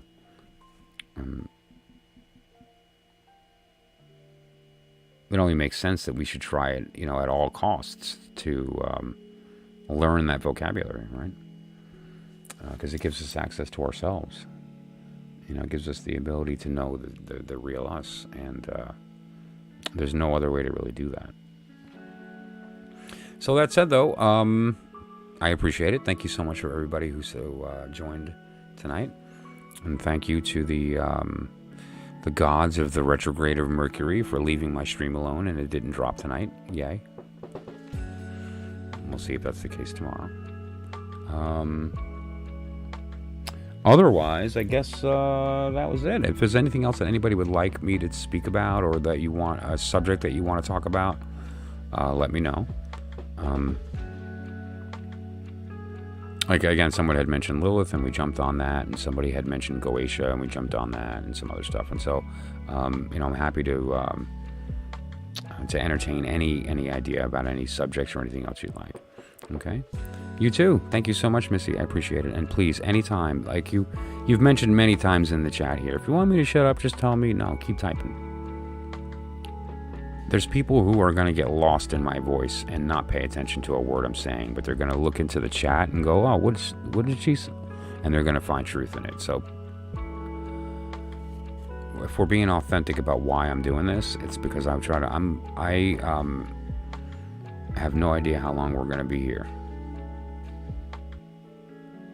And we should do everything that we can to try to wake up as many as we can for as long as we can. And whether that's because somebody listens to my voice or reads something in the chat, I don't care.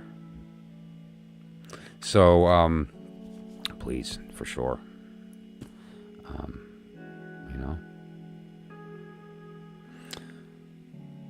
You have to like my video on the different name, right? All right, but so Google just heard me say that. The AI went, haha, I'm taking away your like. That's right. The AI is so advanced, it can listen to, like, just consider this for a moment.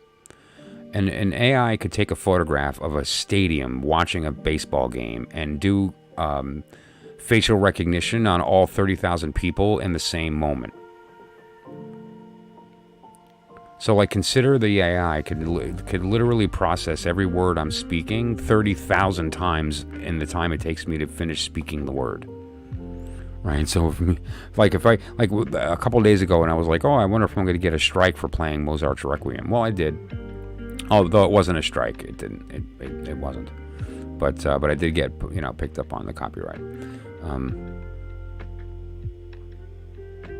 That said, though, it's funny. So, to my Google overlords that give me the grace of YouTube and allow me to connect with my friends on here and us to do this thing every night to talk about truth. I was kidding about that whole, I was kidding. I plan on being good and following the YouTube rules because you're the leader. Okay, all kidding aside, though, thank you to everybody who joined the stream and is patient with this process as I go through trying to work out the software and try to make this as smooth as I can. And thank you to everybody. If anyone needs anything personal or private, I'm going to be reaching out over the next several days, Missy. I'll be speaking to Shushu and you guys in a couple days as well. As things come up, if anybody needs anything, let me know, okay? Otherwise, I will speak to everyone soon. Have a great night, and thanks a lot. None of this ever happened.